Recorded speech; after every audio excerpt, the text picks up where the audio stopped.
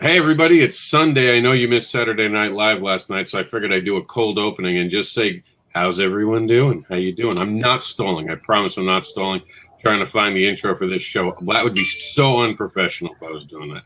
Because Meredith always renames things on me. She says she doesn't, but I come into rooms and things are named completely different things.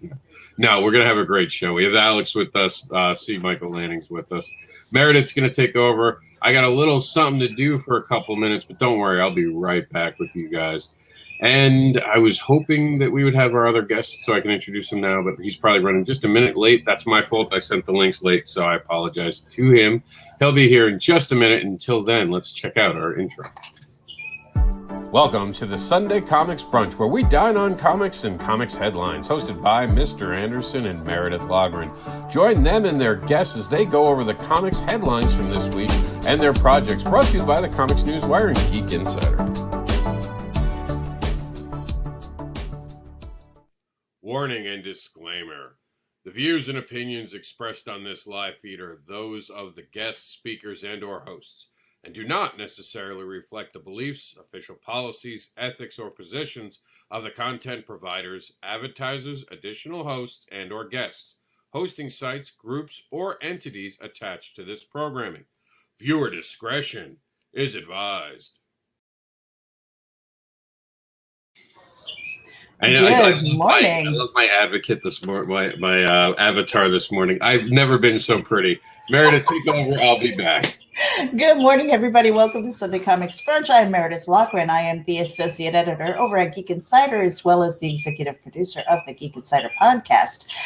We will have some news from Geek Insider as far as what's going on with our YouTube channel, but make sure that you tune in and follow me because I will have that news. I'm also one of the founding members of Terraform Comics, and we have some pretty exciting stuff that's coming down the pipeline very, very soon. So you're going to want to tune in for that.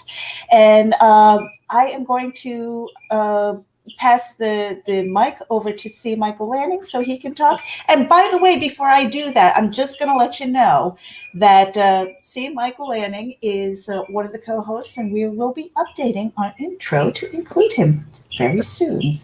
Hi, I'm C. Michael Lanning. I'm a freelance artist who has done projects with Silverline Comics and other upcoming projects coming up. Also, you might know me as a co-anchor for Week Ended on Friday. Like I said, if you see me on Friday, that means if you see my face, that means it's Friday, and that means the weekend is getting started. So, and I'm interested to hear about Alex down here. Hi there, guys. Thanks for having me on the show. And I just want to say right now that I appreciate you guys posting all my promotional art on your Facebook page. It's really helped a lot. Very cool. So now what's going on with you, Alex? You've got a Kickstarter going. Well, tell us a little bit about that. Well, yeah, big exciting news. After a year of promoting our Indiegogo page, we're finally going to be launching at the end of February. This is our very first crowdfunding campaign. We're hoping it'll be a success, and it's for Xener, Master of the Mind.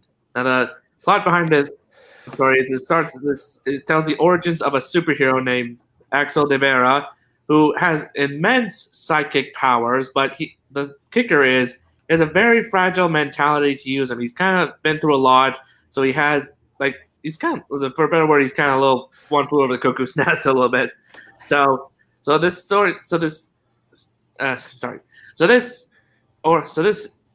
book we have planned, it tells his origins, basically from his boy, what he's been through, getting through it here, and now he becomes the superhero he is now.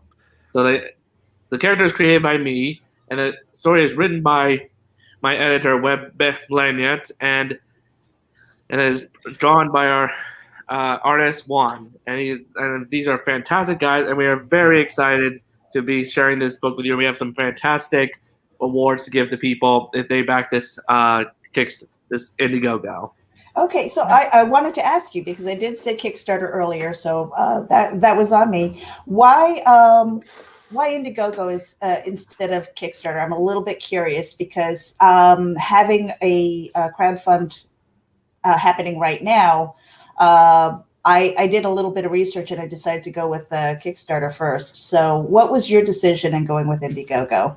Well, this was kind of a team decision based on me and Webb, and we did our research on both Kickstarter and Indiegogo and a few other places, and we came to the decision that Indiegogo actually for indie comics is a much better site. It has a bit more of a success rate, and there's a lot more options that we can give people, and it'll help us really make sure that Zener is a success. So we felt that Indiegogo, especially for our very first one, was the best option for us, you know. And for like a year now, we've been using it to like promote Zener, and honestly, we've gotten pretty used to it. I don't think we could go to Kickstarter if we wanted to, you know.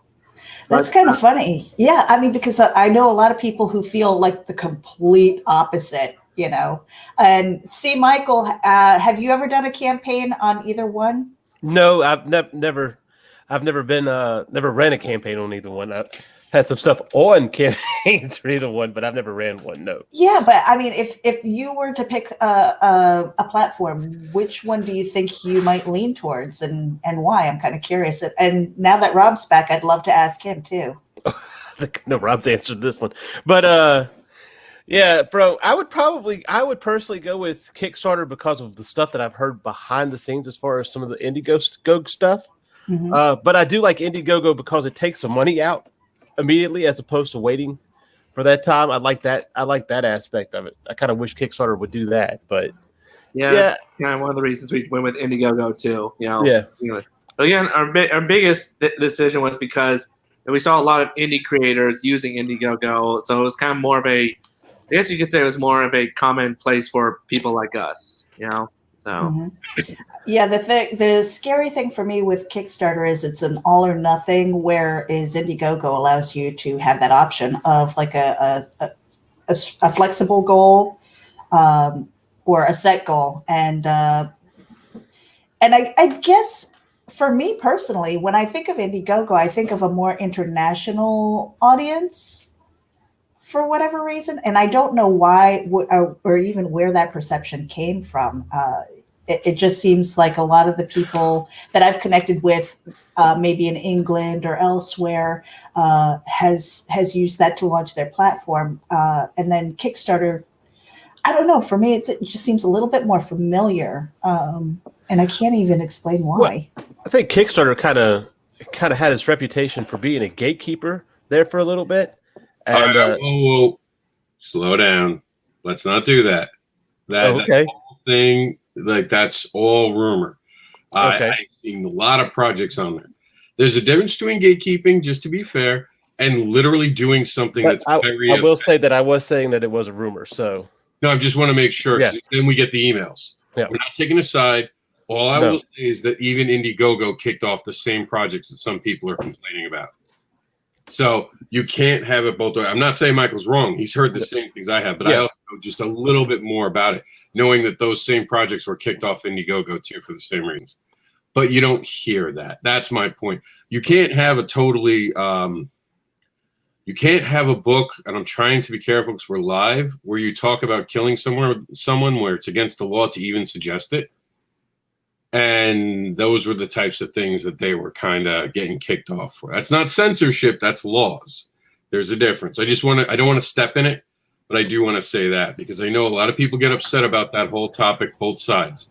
We're not taking away. Michael's right. So going back to the question though, Rob, I know with Terraform Comics, we are putting together a campaign on Kickstarter. What was your decision to go to Kickstarter versus Indiegogo then?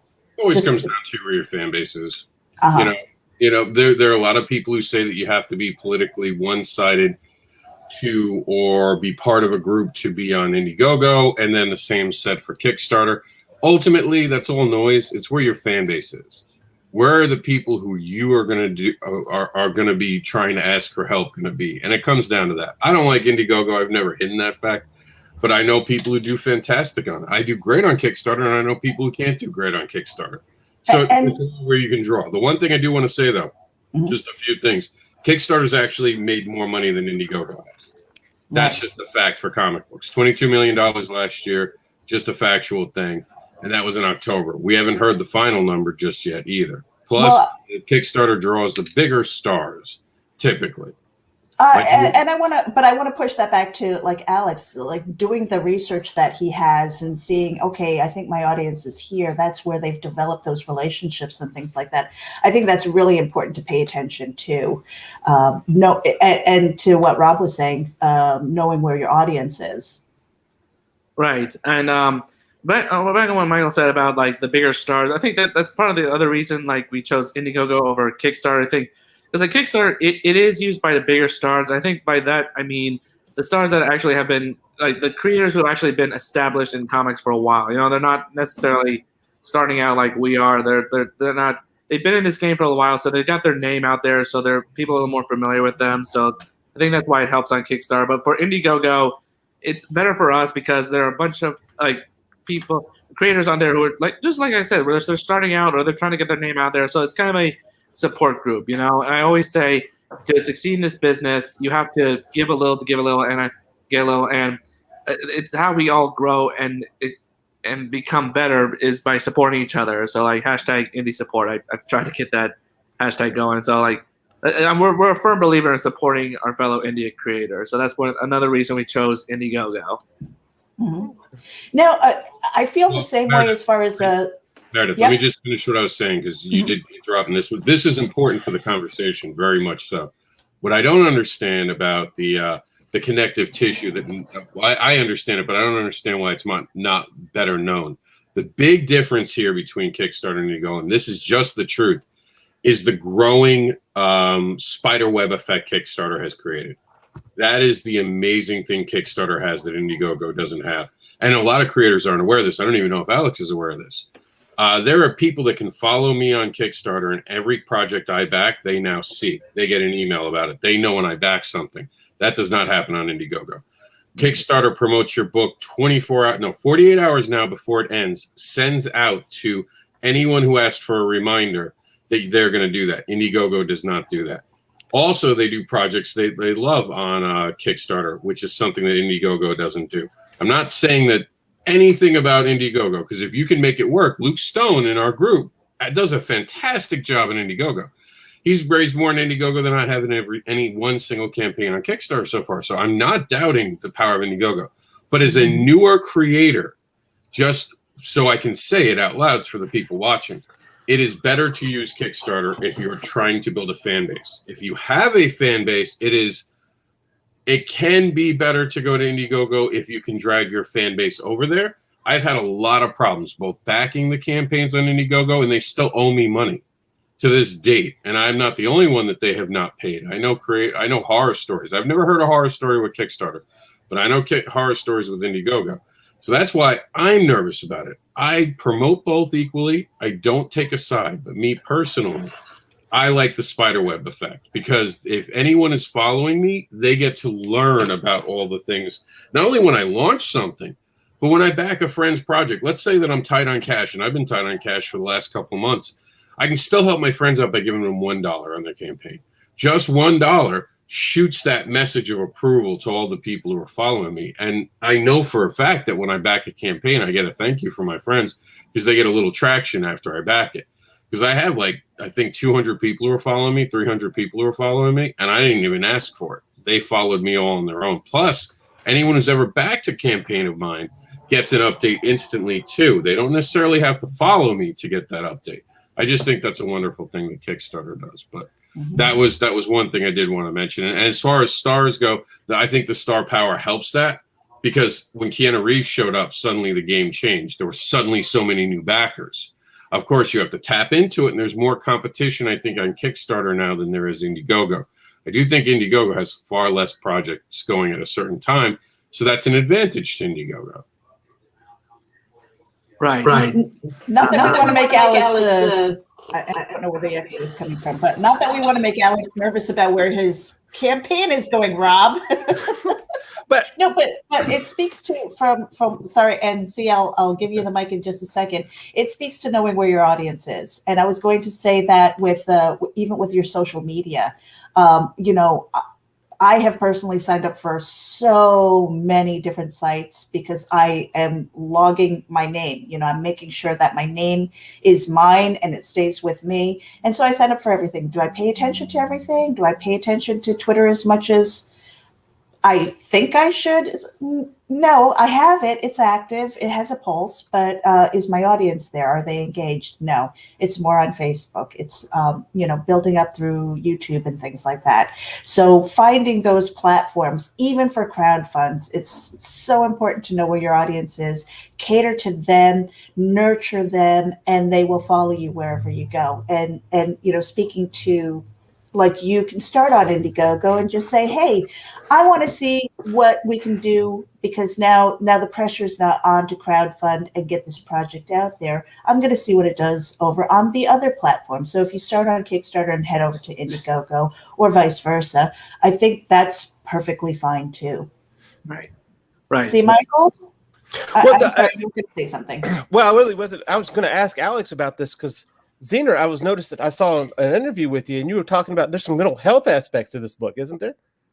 I'm sorry. Could you repeat that again? I couldn't. There's some mental health aspects to this book, isn't there? Yes.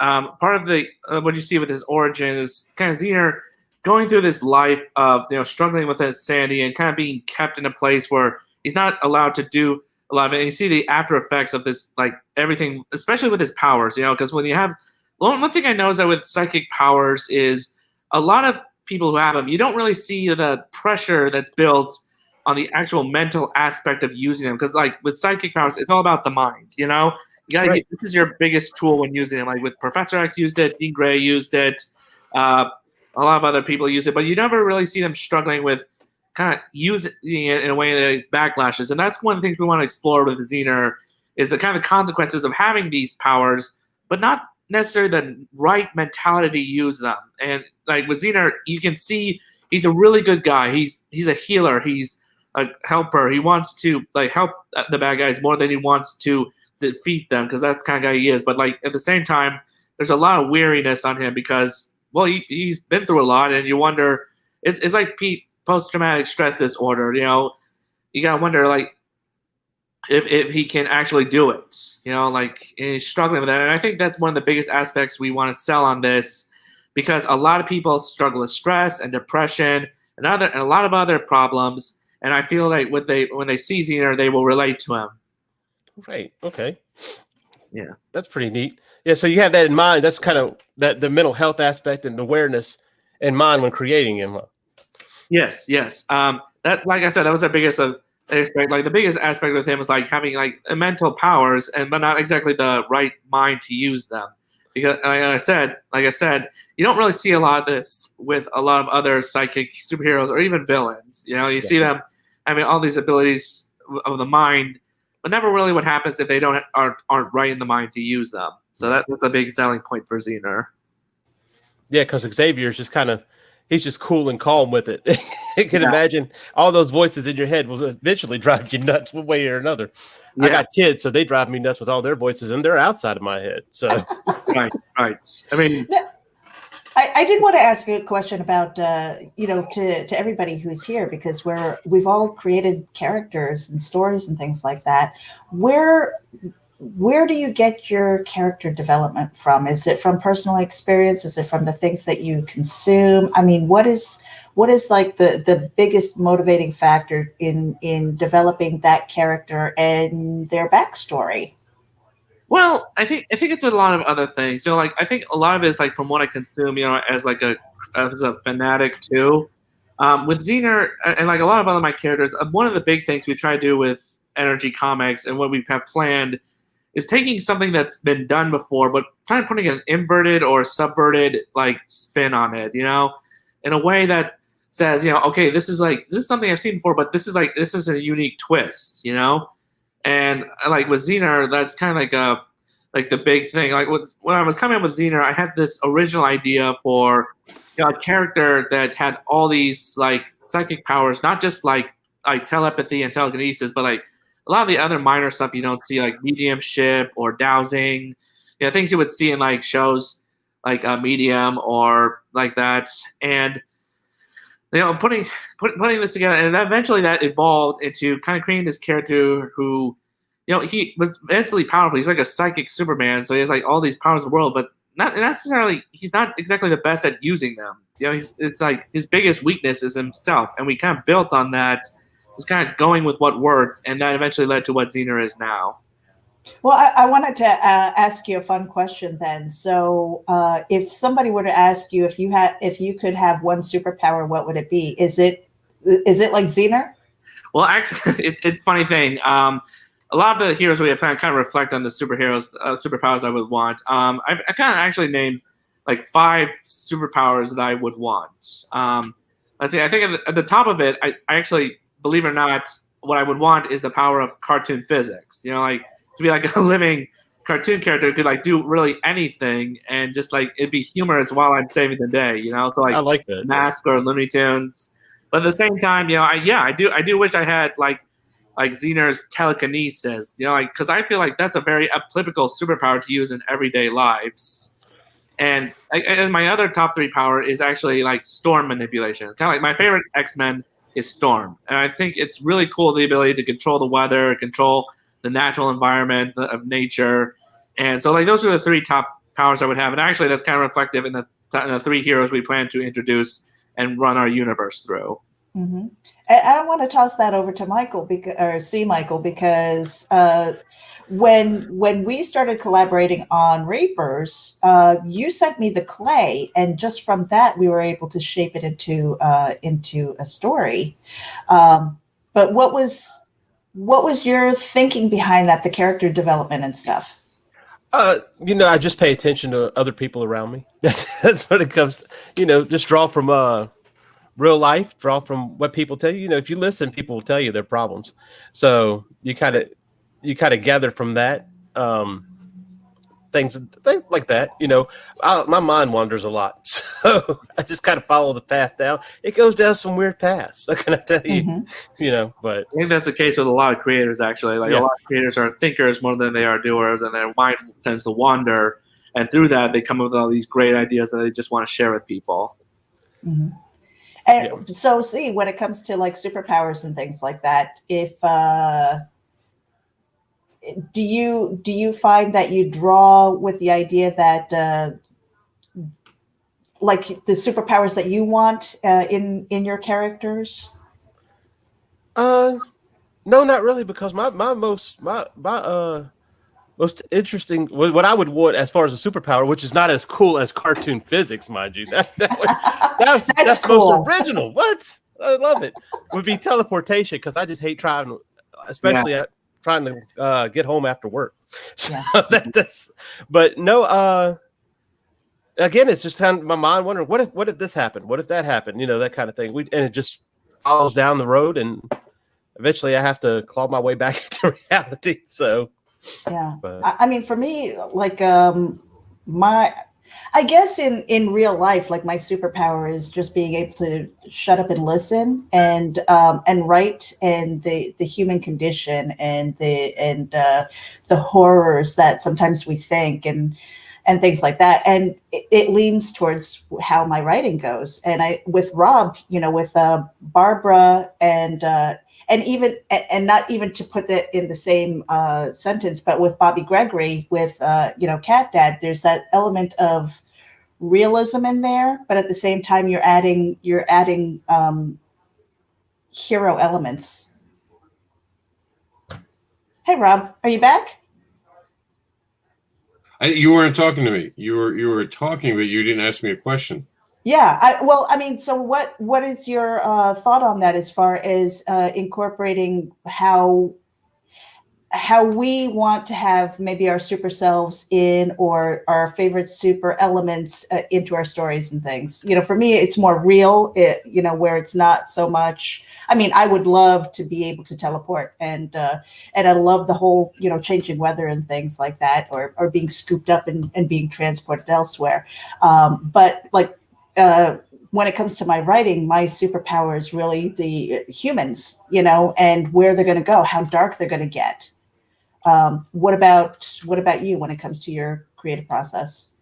I know you guys aren't going to like the answer, but I just create. I can't say it any other way than that. There is no method. There's nothing. There is, I get a story and I make it. And I know that sounds so easy, and it's not. Well, but it's influences, though. Life, obviously. I mean, but every story's different, right? See, I'm not a genre writer. That's the problem. When you're talking to someone like me, I can write anything, and I'm proving that steadily across my my comic book career right now, that there's not anything I can't touch and actually be good at. As far as making a story that people like, I've been able to go slice of life. I've been able to go for a younger audience. I've been able to go all ages. I've done a superhero thing. I've done a lot of it, and so far I've gotten that I can go that way, and I can flex, and I can change. So I don't really have anything. I don't have a method to give you guys. Go out and live life. It'll give you all the experience you need. It really comes when it comes right down to it. That's like one of the best things you can do when it comes to creator. Like experience life and just just create. Because that's like that when it comes. I mean, as basic as it sounds, it is like the bare necessities of being a creator, a writer, or a drawer. You just gotta do it. And like you said, the process is not as simple as it sounds, but really it is like I said, it's the bare necessities of being a creator. You gotta create. It's the word is in the creator. You cannot have creator without create. Mm-hmm. And we're going to take a little bit of a break. Speaking of creativity, here we go. Have you ever wanted to be part of a writer's room? Come join us on Creativity in Progress every Monday night at 9 p.m. Eastern, 6 p.m. Pacific on Twitch and YouTube, the CIP network, where creativity comes to life. So I have to ask a question. We're giving them some love and some bumps. I'm sure that we're not getting bumps on their show. How come they haven't been a guest yet? The least they could do, Meredith, is show up. I'm working on it.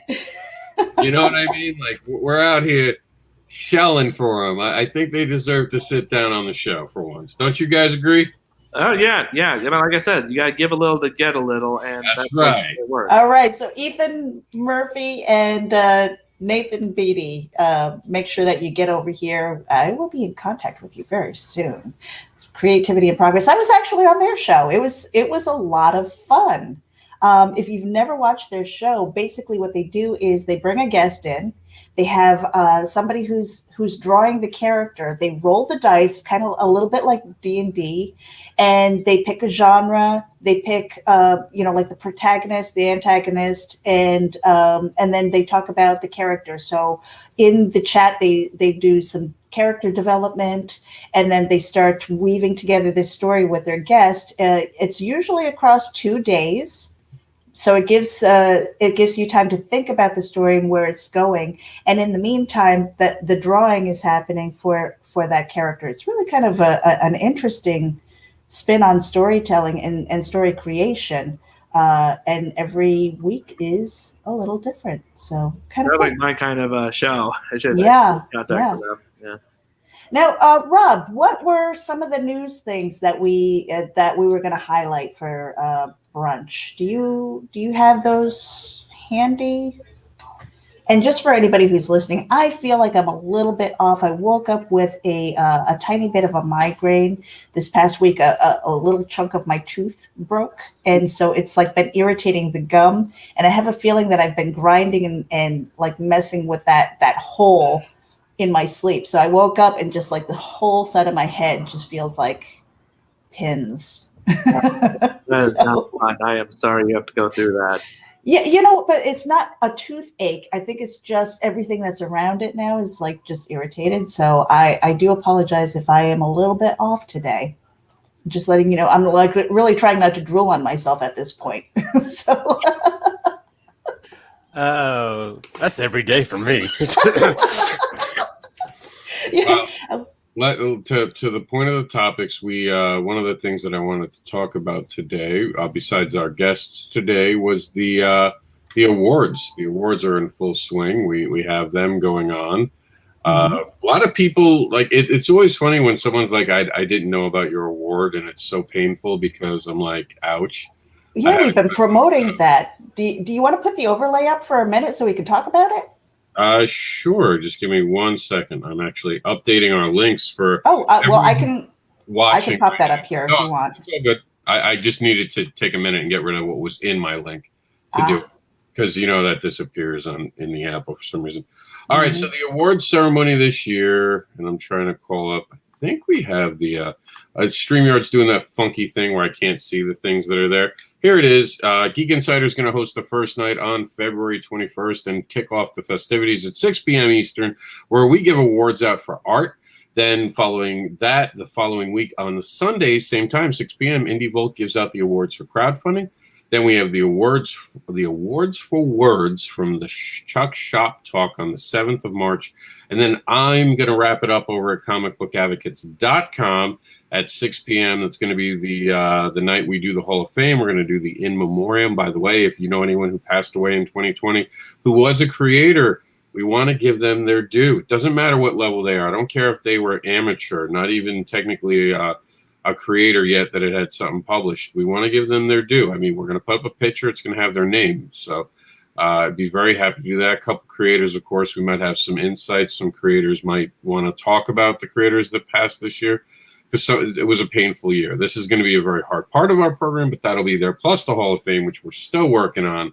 And we're almost done with all the awards. In the next 2 weeks, all of them will be live. So this is a celebration of 2020 with the fans making all the choices. I didn't want to come back this year and somehow give you guys the winners and be like, oh, we're judging this. And going forward, we're going to be doing a hybrid system, which will involve the fans greatly.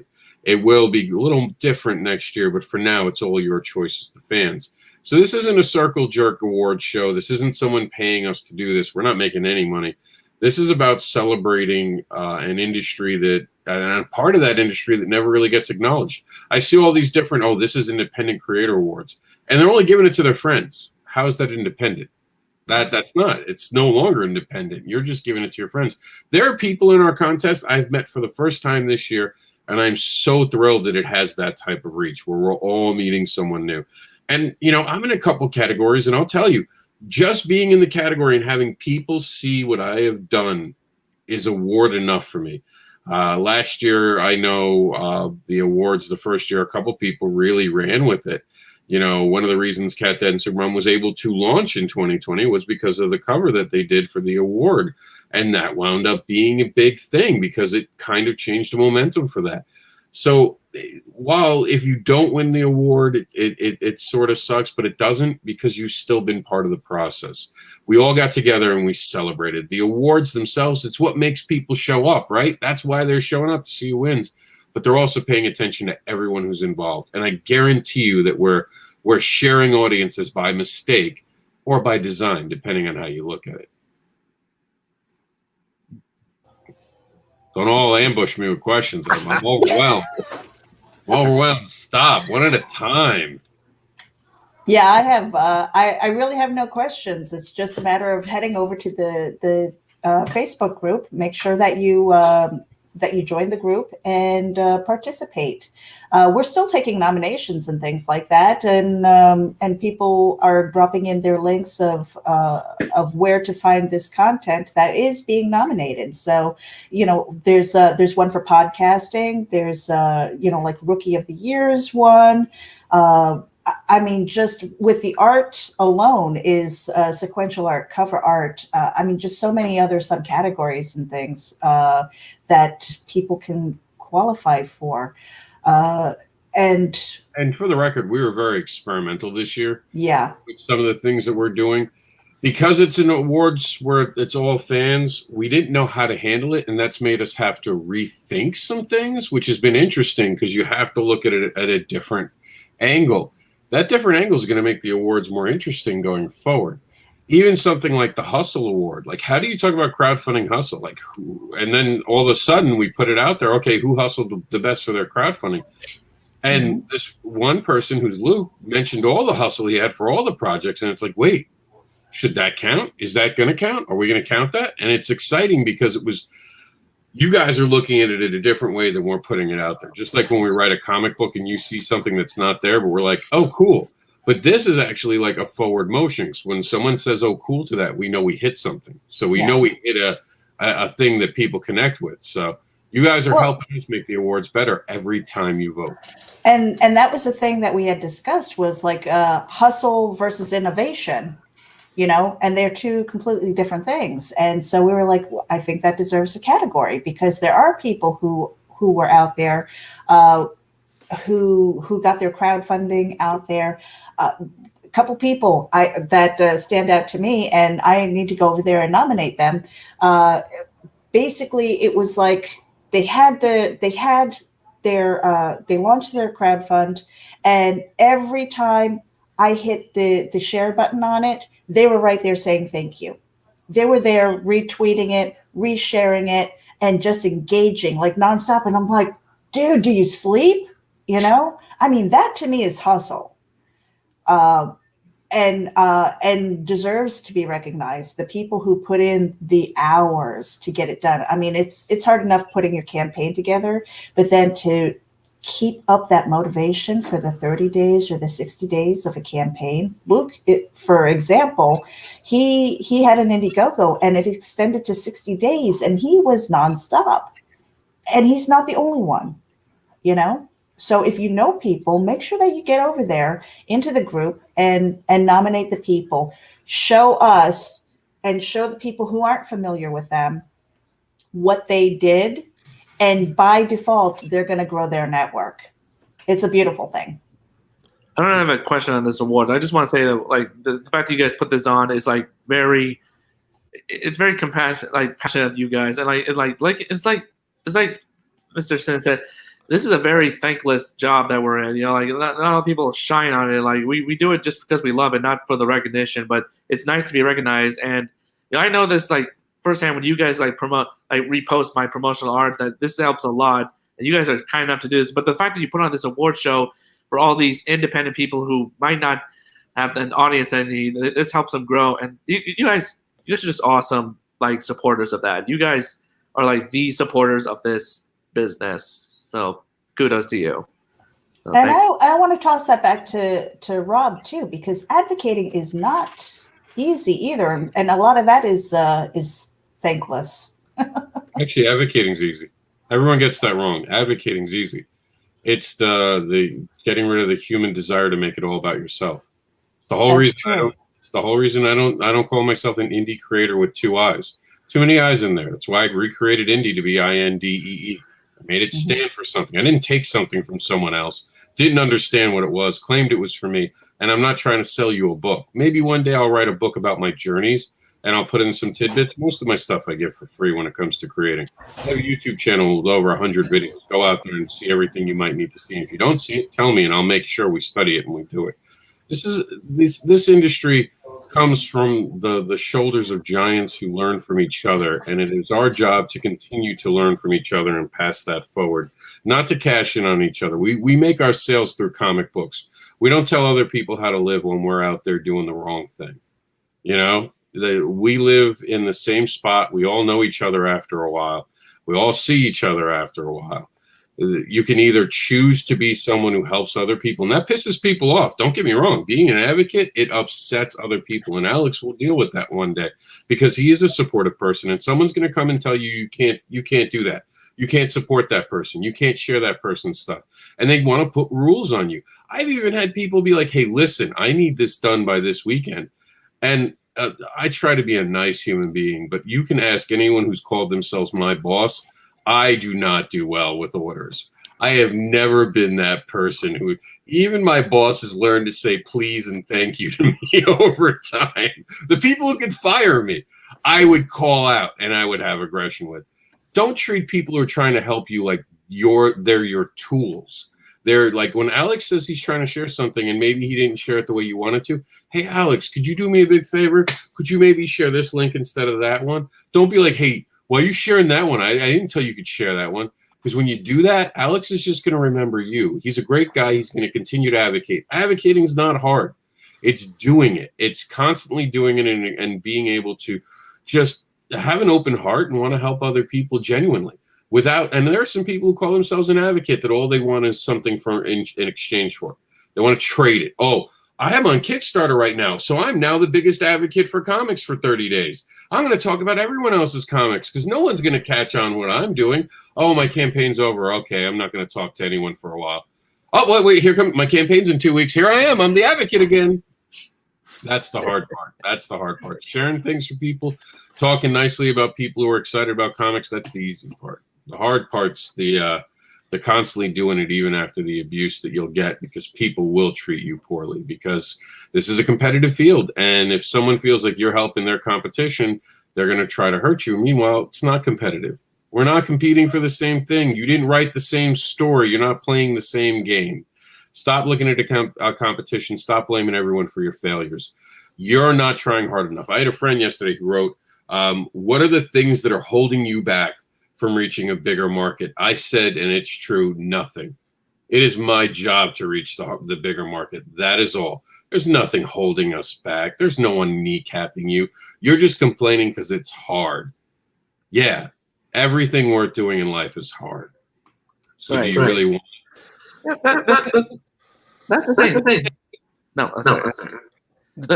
That's the thing about, life. Life is hard. That is the one truth that I live by. Life is hard and it's unfair. That's like the death and taxes. Life is right up there. It's tough all over. But it's not about like managing the tough. It's about perseverance through it. Like standing up to life and like just making it fair. It's like Mr. Terrific of like the Justice Society. Life is unfair, so you got to make it fair. That's up to you. Everyone's got to be Mr. Terrific. They can't just be like, jokers. Like every life is hard. That's the big joke. You got to be like Mr. Terrific. Life is unfair, but I'm gonna make it fair, not just for myself, but for everyone. So what do y'all like to see from a creator when they do have a Kickstarter going? Like, for instance, when Victor Danridge had his Kickstarter going, one thing that excited me was seeing him get so excited about getting those pledges and everything. I know you said the appreciation and everything. What's the incentive as far as a creator personally for y'all to want to back his Kickstarter or his Indiegogo? Like for me personally, yeah. I think when it comes to backing other people, I've backed a few projects in my day, not a whole lot, but the ones I do back, it's because they have something that in the story or the art that I'm very interested in. One of the few examples is a book that I recently backed, within the last year, was called Impossible Jones, and what I liked about it was that it was a unique thread because you have this character who's actually technically a supervillain, but they're using the disguise of a superhero identity to kind of make a name for themselves, be famous, and kind of do their work without necessarily getting in trouble with the law. And I thought that was a creative spin on being a hero and a villain. And plus the other thing I liked about it was they had these cool, the main character had these very cool transformative powers that were almost like Plastic Man but better. And that really spoke to me because the Plastic Man is one of my favorite characters. I love I think it's underrated. I love the powers of elasticity, and so I had to back the story. And the other thing is the other two these big names. One of the biggest two I've heard you've probably seen this, but the guys who have done the Earthworm Jim comics. I grew up with that cartoon, and just to see this done in comic book format, I've always wanted to do that. So to see him bring it back to life, and that in turn raised awareness for me to their other project, Bigfoot Bill. Yeah. Okay, I like Earthworm Jim, so obviously I'm probably going to like this, and I backed it, and I did, So it really appeals to me. There has to be something within the Kickstarter, whether it's the goal or the passion or the story or the art, that really speaks to me and says, I want this. I want to hold this in my hand and just read it, Yeah, but with Doug TeNapel, especially because he's good. He doesn't really need the money per se, but he enjoys creating and he enjoys entertaining people. So it's a big incentive to support somebody like that. So it is. What about you, C? What draws your attention when it comes to a crowdfund? What makes you part with your money? One, it has to be the story. It definitely has to be the story. So, for instance, if it's a superhero, it's got to be a different take on a superhero. It can't just be, oh, he's going to go out and he's just going to beat people up. There has to be a different take on it. And sometimes it's the creator.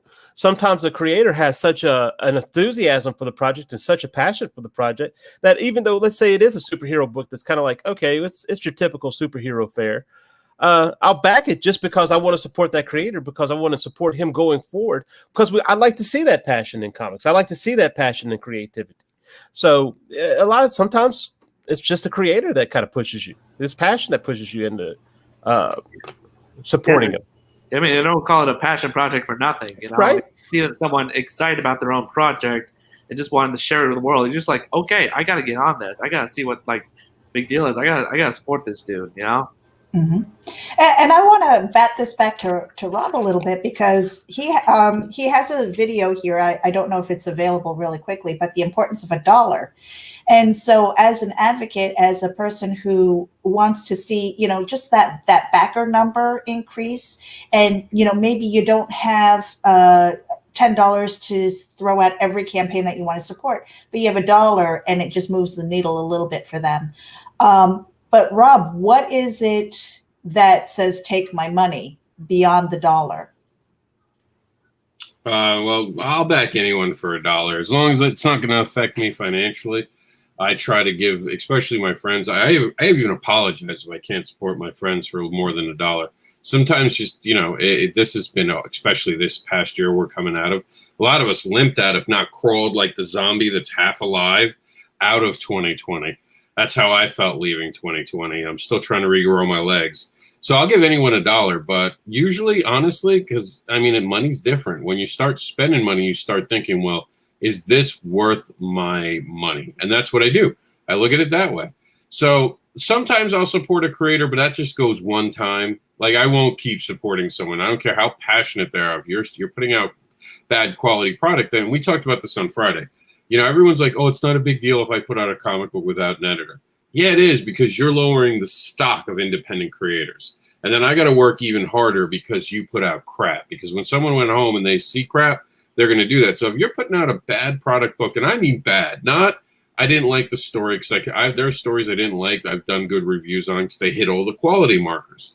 We're not going to always like the same things. Everyone talks about certain movies. I'll see it and be like, blah, so we all have taste and likes. So it's really, when it comes to real money, it comes to more so the story. Because if I'm going to buy it and own it, and it does also, there's the PDF versus physical. I'll try anything in a PDF form. I won't just try anything in physical. I have a lot of bad books in my collection. I have a lot of bad books that I hold probably just because I'm a nice guy. Like, these are not worth keeping. I should actually give them to Jax to be a coloring book. And I'm not trying to be mean. I'm being honest. That would upgrade it, having my child draw on it. They're just real. And Meredith has seen me talk about stories and how important it is, all the aspects of it. It's not a fucking storyboard.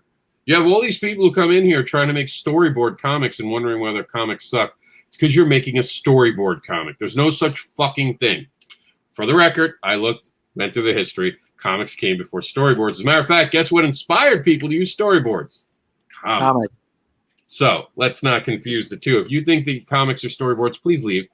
Just right away, quickly, from our industry. You can be a fan from the outside. You're not welcome anymore. They are not the same. They are not the same. They are different aspects. And I've talked to people about this in great length. So that's what I'm looking for. Honestly, when it boils down to a quality product that I'd want to own in physical, a PDF is, let me take a chance on this person. And a lot of times, like what C had said, okay, this person's passionate. Let me see what they can do with that passion. Let me see it. I'll try to read it. But I have a reservoir full of PDFs that I never read because I have everyone giving me their PDFs that I need immediate attention. It's funny. I spend money on things I don't actually read. And eventually they'll give it to me for free, and I'll be like, I had this. I actually bought this, and then now they're giving it to me for free. Well, I already had it. Now I have to read it to review it for you. And I've talked to Meredith about this. The reason I don't do reviews is I find so many mistakes in books. And I will not blow someone up. I will not read their book and publicly rip them apart. We tried it one time, and Meredith knows I didn't like it. I felt horrible about it because there's a different cap. When you ask me to read a book and then review it, I have to worry about what everyone who's tuning in is going to think of me if I don't tell them the truth. Because if they go home with the book and they go, Rob sucks, That's me. I take the ding too. But if I'm honest, I take the ding on the other side because suddenly I'm the guy who has to rip people down to get ahead. So I find it's easier 90% of the time not to do reviews. But I don't like something. I'll read anything for anyone behind the scenes, and I've given it back. And people have been a little nervous about sending it to me a second time because I see the things that most people don't want to talk about. But that's important. And if I'm telling you something and you turn around and tell me, oh, you don't understand, it's this, that. Like I had a person tell me it prints better. They had the balloon to a person going to the wrong place, and they thought putting it on fucking paper was going to solve the problem of the tail being in the wrong place. That's not going to solve shit. You might as well just say fuck you. Saying fuck you to me would have been nicer. That would have been actually nicer than telling me it was going to print better. You don't tell me, don't bullshit me. Just be like, dude, look. My bad. I should try to fix that. Let me see if I can. Mm-hmm. So, there's tell us how you really feel, Rob. But there is, Don't hold back. But I still support crowdfunding. That's the thing, because every so often I get a Philippe Cagno's book, beautiful books. I get the cool book we just got from. I have it right here, I think, or Jax has it somewhere. I'm drawing a blank on his name, and he's a friend. I feel horrible right now. Here we go. John Celestri. John Celestri. Yeah. So that was a great book, and I didn't back it on Indiegogo, by the way, for everyone who's listening, because I don't trust Indiegogo. Just as an FYI, I waited till he went to Kickstarter, and I backed it via Kickstarter because I don't trust Indiegogo. Because every time I back Indiegogo, I get a fraudulent warning. That makes me nervous when I'm using a site that always seems to come up as a fraudulent warning on my app from my bank. So I waited till he came over to Kickstarter. I will go to Indiegogo occasionally for the right person. I will. That's how I know I get the fraud warnings. That's how I have to call up my bank and reset everything. Would you like to pick a new password today, Mr. Henderson? That's the day I have for about 20 minutes. Yeah, I mean, you get a lot of great stuff. You get creators who are up and coming. Like you get to watch, and this is a beautiful thing we haven't talked about that I love. You get the creator's first book, and then you get their 10th book, and you watch them grow. Yep. You have followed them on that journey. It feels like you're part of it. And when you're talking to them, because I talk to a lot of the creators I back, I'm like, I'm really proud of you. You really went from point A to point Z, and you did a beautiful job in that journey. I was like, but what are you going to do next? Because to me, it's always, what are you going to do next? This industry doesn't suffer fools. You can't rest on your laurels. It's always the next issue that's coming out or going to a new platform to distribute. What's your plan for tomorrow? And if you don't have a plan for tomorrow, today is going to forget you. Mm-hmm. Isn't that nice? Today's going to forget you. I like that one. No, I want to put something out there. It might seem a little bit off topic, okay? But so recently we've had a little bit of fun with trying to outdo each other, finding the worst movie ever. Okay, so it's kind of in the realm of entertainment and stuff like that. And some people, they've built up their reputation based on how bad it is. It's like that cult following where it's like, oh, he can't outdo himself here. Do you find that people do that in comic books as well? Because let me tell you, we saw this one movie, 5 stars across the board because of how terrible it was. And you just read through the comments, and that's an entertainment in and of itself. Neil Breen is an American treasure. I'm just saying, it's an American treasure. How does that relate to comics? Do we see that? Do they have longevity when it comes to stuff like that because of maybe a cult following? No one talks about bad comics other than to bitch about them quickly. Everyone's got the one comic that's horrible. I'll tell you this. Creators are like little girls at the lunch table. When they're by themselves, the jokes that go on, the things that they talk about, the way that they would treat each other's comics and using them for the bathroom. I heard many jokes made about, oh, luckily I had his comic when the toilet paper ran out. I could use that. That's private talking going on. But publicly, no one does that because the one thing in this industry that we know is that everyone worked hard to get there. The only people that you'll see really attacked publicly are Marvel and DC, and that's that's because they are the what is it? They're the level, the goal, well, what you want to call it, I think the watermark. Yeah, I was going to say that's human nature. It's like it's king of the mountain. You know, somebody's Yeah. at the top, somebody's going to climb up and try and knock you down. Yeah. Man, So, man, no. Go ahead, Alex. What? Go you were ahead. gonna say something.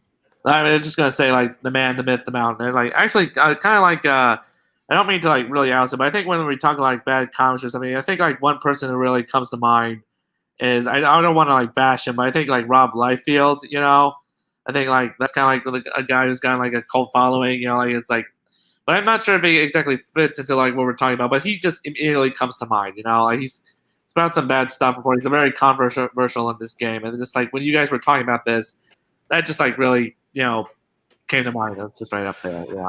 I tell you who I do not like. I don't like his art, but the story was good, and that's what the story actually kept me, believe it or not, is Jeff Lemire. Jeff Lemire did Sweet Tooth. He's done a lot of Marvel stuff, Extraordinary X-Men, so on and so forth. But his art to me looks well. I'm not a fan of his art, but the story was able to keep it going, and he's able to continue to put out books with that type of artwork that is not conventional. I'll put it that way, for an adult. But he even though his story seemed to touch people and everything. So, but there is one guy that I know of, and I cannot remember his name. His first name is Chris. It's bad art, but he leans into it with the jokes and his stuff, and he has a cult following. But it's like not a comic. It's a comic, but not almost like a comic strip, kind of like Family Circus or what have you. And it's horrible. It's horribly drawn, and I think he knows it. But again, the writing kind of carries that. That's why he gets that kind of a following. So I think that's that right there shows the importance of good writing. You know, good writing. Maybe you can forgive the art a little bit. Right. You know, I just want to quickly say, because I know Rob Liefeld becomes the punching bag for the industry. And that is because he sometimes says things that are controversial. But no one has done as much for independent creators as Rob Liefeld has. He is one of the forefathers of Image. He fought for creative rights. He changed it. Him with all the people, of course, who created Image, who walked away from high-paying jobs because they didn't like how it was and wanted to change it. Neil Adams, of course, was a very big champion of it. They were throwing away original art at Marvel before Neil Adams stepped up and said something about it. Remember that. Throwing away, handing it to tourists. Oh, came to Marvel today. Here, 10 years ago, someone drew this. Have some art. So we need to watch how we slander or attack. And not saying Alex did it, because he's right. There's controversy around Rob Liefeld. But I think it's a Marvel thing, DC thing, where they think that they can. And you want to walk away from that idea that you're allowed to. Be respectful in this industry. Don't run your mouth. And I've seen Rob Liefeld pop up in a thread and rip apart a creator. And there was rightfully so, because there's this comfortableness of, saying it, you don't expect them to pop up. And then when they pop up, and I know this from experience, when they pop up, people pee themselves and go, I didn't mean that. No, that's not how I meant it. So I had someone literally tell me, and I see you, Meredith, and then, because I want to finish the Rob Liefeld thing, I had someone say, Rob, what has Rob Liefeld done lately? And I'm like, are you serious? And then I dropped like 10 links of all the things he's done in the last 12 months. And I'm like, just because you're not paying attention doesn't mean he's still not changing the industry. And he's like, I'm sorry, man.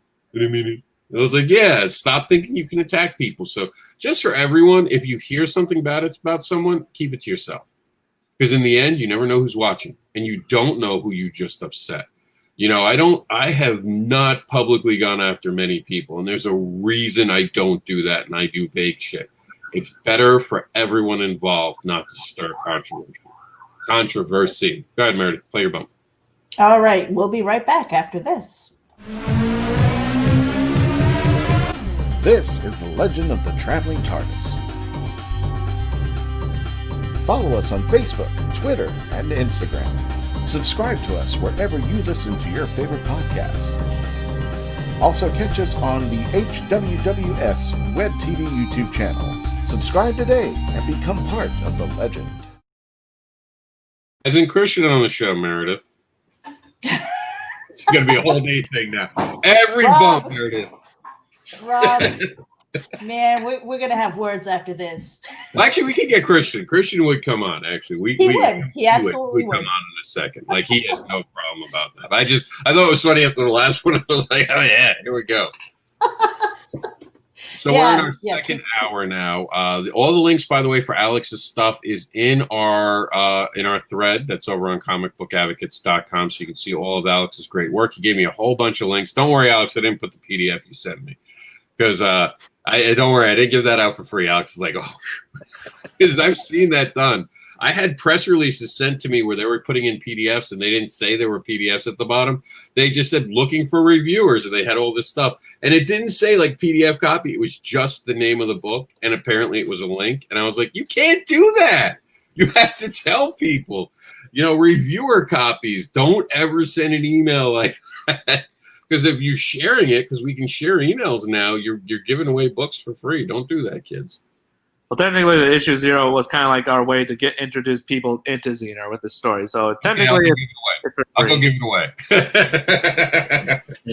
It's like it's a free preview, so to speak, of what's to come. Okay, fair enough. I appreciate you doing that. Thinking of that. And I appreciate you guys really helping me share my promotional art for Xenar, all the stuff that we've had by all these different artists.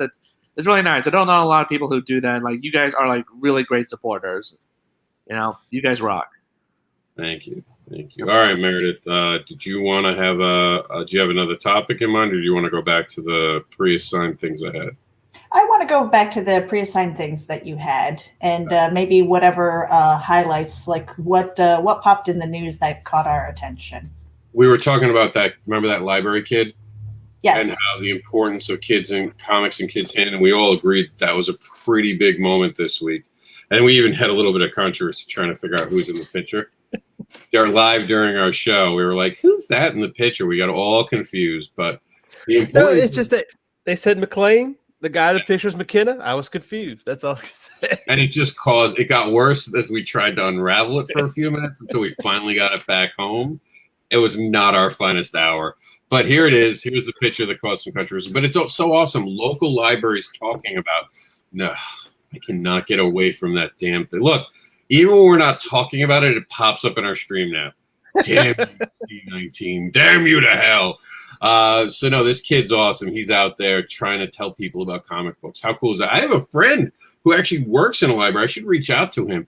And he's in charge of the graphic novels, too. We're hearing this. It's creeping up. And, of course, I do comics in kids' hands during the convention season. We'll be having panels, and I might even have Meredith is going to find out something live on air here. I love doing this. It's like my best part of my day when I do stuff like this. So comics in kids' hands is a panel I do, and Tampa Bay has actually asked if I want to do the panel again. I might be in Raleigh at this time, so I'm going to have someone in the room to talk about comics in kids' hands and have me up on a phone. Guess who's going to get the honors of being the person who runs the moderation? I have a feeling I've just been voluntold, folks. Voluntold. I don't like voluntold. This is something to help terraform. This is your responsibility. See what he did there. See what he did there, folks. This is what I deal with. I made it more pressure, but no, seriously, comics in kids' hands. We started it. We're really excited about it, and then, unfortunately, this is meant to be a panel series. It's very hard to do panels from your home. I've done a lot of them, but it's not the same thing. We wanted to go out there because we want parents to show up who are like, well, why would comics be good? Because online, let's be honest, I'm only finding people who agree with me. You're not going to find people who disagree with you online too much, because the minute you disagree, they run away with their hands over their ears, unwilling to learn anything new. That's online. But in person, people are actually willing to listen to more things. Wouldn't you guys agree? Not all at once. So, for the most part, because they can't get away from you as easy as just turning off the computer. Well, also, when you're a little bigger, it helps because they won't disagree with you. But I was going to say you have a captive audience in a way. Well, you have a better inflection in your voice than you do on anything you could text or no, but even live videos, you're only going to get people who are really interested.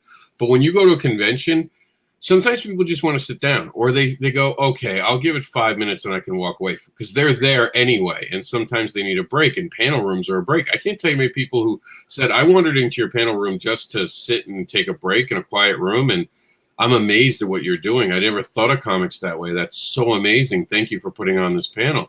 So you can't discount that human interaction, you know? And it helps when you go, hey, you sit back down.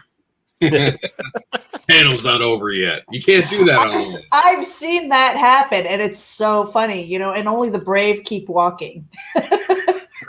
Started running out the panel room. I told look good on the outside. I have a really quick funny story. So Jax is running around, right? And he always runs around the panels when we go to panels. It's either that or he tries to talk on the mic. So he's running around this panel room, and he was about to run out of the door, and I was like, Jax, sit down. And two people who were standing just suddenly sat down, and they're looking around, because I must have barked at him a little louder than I expected, because he was going to run out the door. And I was in the middle of a comment, so I'm the one with the mic. So I took the mic away and yelled at him this way and went right back to it, because at that point, everyone was used to Jax being in the room. It was funny. These two people sat down, and everyone turned and looked at them and laughed, and they would not leave. They stayed till the end at that point. I think they were trying to hide the urine stains, because they went right back down. Oh, shit. Fuck, I didn't know. I'm sorry. Even Jackson go over him and laughed. Jackson's like, ha, welcome to my world. That is awesome. Everyone has like a very good Comic-Con story. That's pretty cool. Yeah, I miss him. I miss him to death. And, of course, we're starting to see him come back alive. I think our friend Hudson's in Miami. One of our founders is over in Miami, and I wish I had known. I have some car issues that I'm still trying to deal with. I would have tried to get Meredith to come down and meet Hudson if we'd known. But yeah, there's shows showing up. I'm very excited about it. Florida's had some shows. We're gonna continue to have shows, so we're almost back there. But in the meantime, if you're a parent who happened onto this show because you got lost and want to know something, comics can empower your kids to really learn. It helped rise my reading scores literally in a 1 year time, where I was below the average for, I think I was in 6th grade at the time. And by the time I took the test, I had gone to college level things, to the point where there was such a gap. They actually debated making me retake this test. They were like, but how could he have cheated? They thought maybe they switched the things around, and they just given me an IQ test, and I was already dyslexic, and it turned out I had a high enough IQ to be in Mensa. So they wrote it off as maybe he just, because my dad said he's been into comics and reading comics, and I learned to read with a dictionary and a comic book, one word at a time. So they were like, maybe he's just that motivated right now, and he has the intelligence level. The next year, when I scored even higher, they were all like, okay, yeah, comics. You know, like that was it. That was the moment. They were like, yeah, that had to have been. All my scores shot up. Everything got easier. The only thing that didn't was math, because, you know, math teachers show the work. I'm sorry you're stupid and you need paper. I can do it in my head in 2 seconds. Just saying. I'm just saying. I even, real thing here, I invented a math formula. And because I was an angry 16-year-old kid, I threw it away and never submitted it. But it was a math formula that cut out like 10 steps in a math equation. They didn't understand how I could have even looked at it that way, let alone it working. And I put it on the reason I threw it out is I put it on one of their tests. This is the bullshit in school. I scored 97 on the test out of 100. And I got the first person who graded it gave me that because all the answers were right. And she was used to my math notes. But in New York, they have someone audit it. The auditors say goes over anyone else's. He failed me on the test because he didn't understand the work I showed. And it wasn't their way. So in school, you have to be a sheep. You can tell that was the last time I ever went to a math class in my life. I never went back to another math class until college. And in college, the same problem happened because he couldn't do what I could do in my head. It's like that scene in Incredible 2. It's like, why would they change math? Math is math. Yeah, because they're always trying to make it easier for themselves, but they don't. They overcomplicate it. It's like when you ask a dumb person to fix a tire and suddenly you have a box on your car where the tire used to be. That's the math system right now. We have calculators, guys. Give it up. You're not that important anymore. We have something that replaces you. You don't see anyone teaching horse classes anymore, do you? No, you don't. Let's have calculator classes. At this time, teachers, I'd like to remind you that the opinions expressed No, here on not this program, just math teachers in high school. Just math teachers who might be looking right now. We'd like to express the opinions that you are hearing on this program. Math Does not necessarily reflect. They don't watch comic things. That has words. Math teachers are against words. I am Let me getting tell you, so many emails. I'm going to tell you this. What I found out a lot about math teachers in either field it goes to, not college now, talking about high school, elementary school, middle school, they get kind of thrusted into it. They don't like math teachers either. A lot of them. I remember one guy I knew when I was in school, he was a math teacher because they just needed a math teacher. He had to keep the book with him the entire time just to know how to do the math problems. So give the math teachers a little bit of a break. No, I had a parent-teacher conference, and my mom, being my mom, didn't show up because she was drunk. And just, look, she passed away. I don't want to get into it. That's just part of the story. So she was drunk and couldn't show up to parent-teacher conference, so I decided it'd be fun to go without her. Yeah, I did that. I went without her, and I might have been drunk.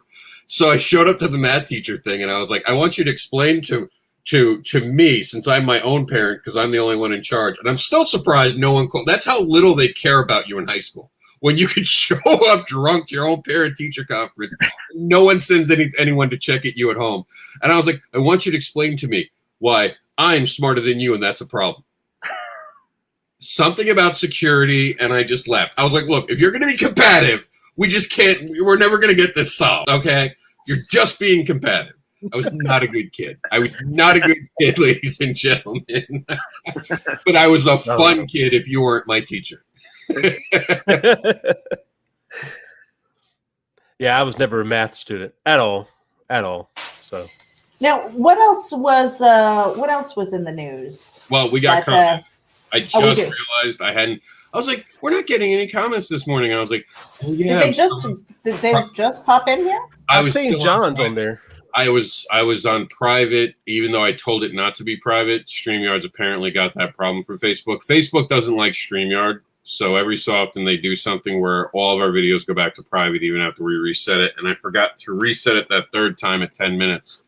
So we're going to run through some comments real quick. Trish says, hello, guys, on break. Just stopping in. How you doing? Hello, Mike. So quick question while on break. Oh, no, we missed this one. I'm sorry. But, Mike, if you're still watching, tell Trish we did get to it. It was just a Facebook thing. So quick question while on break. Writing a script and did it on paper first, then went to put it on the computer and the feel was different. Does that happen to you? You know what it is? And I'll be honest with you. When you're transcribing something, and I'll leave this around the room, you start going into editor mode. But at that point, you're not ready to be in editor mode. So you start to change it and you lose the vibe for it. That's why I don't write on paper anymore. I used to write everything on paper. Every story I did used to, because I hated typing. So my dyslexia, my fingers just do this. And I have to every so often go like that to get my fingers away from each other because they cross on the keyboards. So the idea for me to start in any format being digital helped get rid of that transfer problem, because there is a gear. As a writer, you have the creative side of your mind, you have the analytical side of your mind, and you can't have the two live at the same point, at least for me. Like I said, we'll go around the room on this because I need a new soda anyway. But for me, I actually I'm not able to do the same things at the same time. So if I'm transferring over work, I get frustrated because I start editing it and I don't feel that connection to the story, because I went in and it took me a long time to realize it was the editor cap, and I have to be able to know when I have my writer cap on or my editor cap. And even when I'm in the middle of editing, I will stop if there's a bad word, take off the editor cap, put back on the writer cap, and be like, fix this. And I've trained my mind to be able to go into that other side of the brain to be able to go back to creation. And it took me, like I said, remember I said it's easy to say, but there's a lot behind it. That's part of it. So it wasn't the inspiration, it was the technical stuff. The behind the scenes stuff is always the most daunting. But go ahead. I'll pass it around the room. Who wants first licks? I guess if you don't mind, I'll go first. So it's kind of funny. Like I started out like this is a big thing with my editor Webb. Like he's helped me become a better writer. You know, like when I first started out writing, I was coming up with ideas, and at the time I just wrote down whatever was coming to my head. It didn't occur to me that stuff could not make sense. It could not work. And like as years went by, I started learning down. And like when I'm like starting a story, as I write it, I have the idea in my head, but that transition to get it down onto like the computer isn't as smooth because like I'm thinking, okay, wait, does this actually work, or does this can this be what I want it to be, even though like it doesn't work? And it's that transition. It never goes the way you want it to. That's what I've learned. So it's like I think when you become a writer, you also learn to become an editor, and I feel that like there's a balance between the two that happens as you're writing. You kind of get the story out, but it's never going to go out the way you initially had planned. And I can say that this went for Zener. It's gone for my other comics too. It's all for my ideas. It's like it's a balance of being an editor and a writer, and like it never goes out the way you want it to. And I've learned that, but I've come to accept that, because it's helped me become a better writer and a better creator. Okay. I used to write on paper, but the problem with paper is that I can't keep up with my thoughts. So I end up having to actually type. I'm better at typing on typing out something. If I'm writing something, it's the first draft. The only thing I'm worried about as far as the first draft, besides getting some plot points is concerned, is getting that emotion out there, getting that atmosphere out there of what I'm trying to get, what I'm trying to achieve. As long as I could get that first draft out there, and the best way to do that is to type it up, because when you're in the moment, I'm just going faster than I could get hand cramp, that kind of thing. So like if I'm writing something, I just get the first draft out, get it done. I think Neil Gaiman had made the statement before was write out your first draft, and then when you write your second one, write like you knew where it was going. So that's what I would do. I normally do when I'm writing. So for me personally, because I started off in prose. I still write in prose, but having worked on a couple of scripts now, it's not that I write in long form. I don't. Sticky notes. I use these for bullet points. I have notebooks and stuff like that for bullet points. And then I expand on it when I have the time to sit down and write those ideas out and expand on those. So it's really one of those things where I do a little bit of both, but the sticky notes are more for the outline, the bullet points, the things that I don't want to forget, because I have to write it down. And as well as I do, you go out and you're driving along or something like that, and all of a sudden you have this great idea, and then you're like, I'm going to remember it. And then all of a sudden it's like squirrel, and it's like, what the heck was that? It was brilliant, and I lost it. And I have pulled over before to write down those bullet points so that I don't forget, then go home and try and expand on it if I have the time. Yeah, squirrels trip me up too. Yeah, and then there are times where it's like, this note does not make sense. I'm like, what the hell was I on? So that happens. One of the other things that I have found also, and maybe a little bit off topic, and I'll pass it back to Rob, is having the prose version, having scripted it out, and now I'm lettering that story. That editing process is coming into play, where now I have art and panels and things like that, and going, okay, my original script doesn't work there. And I like having that creative control on the back end as well. But lettering is freaking hard. And I'm finding that I'm doing a lot more editing there as well. It's actually why I like lettering. I like lettering because I get the final edit. The letterer gets, even when I do a lettering script, even if I'm not lettering it myself, I will go panel by panel, look at the thing, and decide how I would letter it in my head. And then I make the changes. I'm actually had to make a lettering script. I'm behind on it because my son was home this weekend, and I didn't expect that. So, I dealt with Jaxie stuff, and I had a whole bunch of stuff planned out for it. But you're right. The lettering becomes this last licks of being able to really create this story and really drive it home. That's why it's always an editing process. You're editing until the minute you send it to the printer, and then you're worrying what you missed.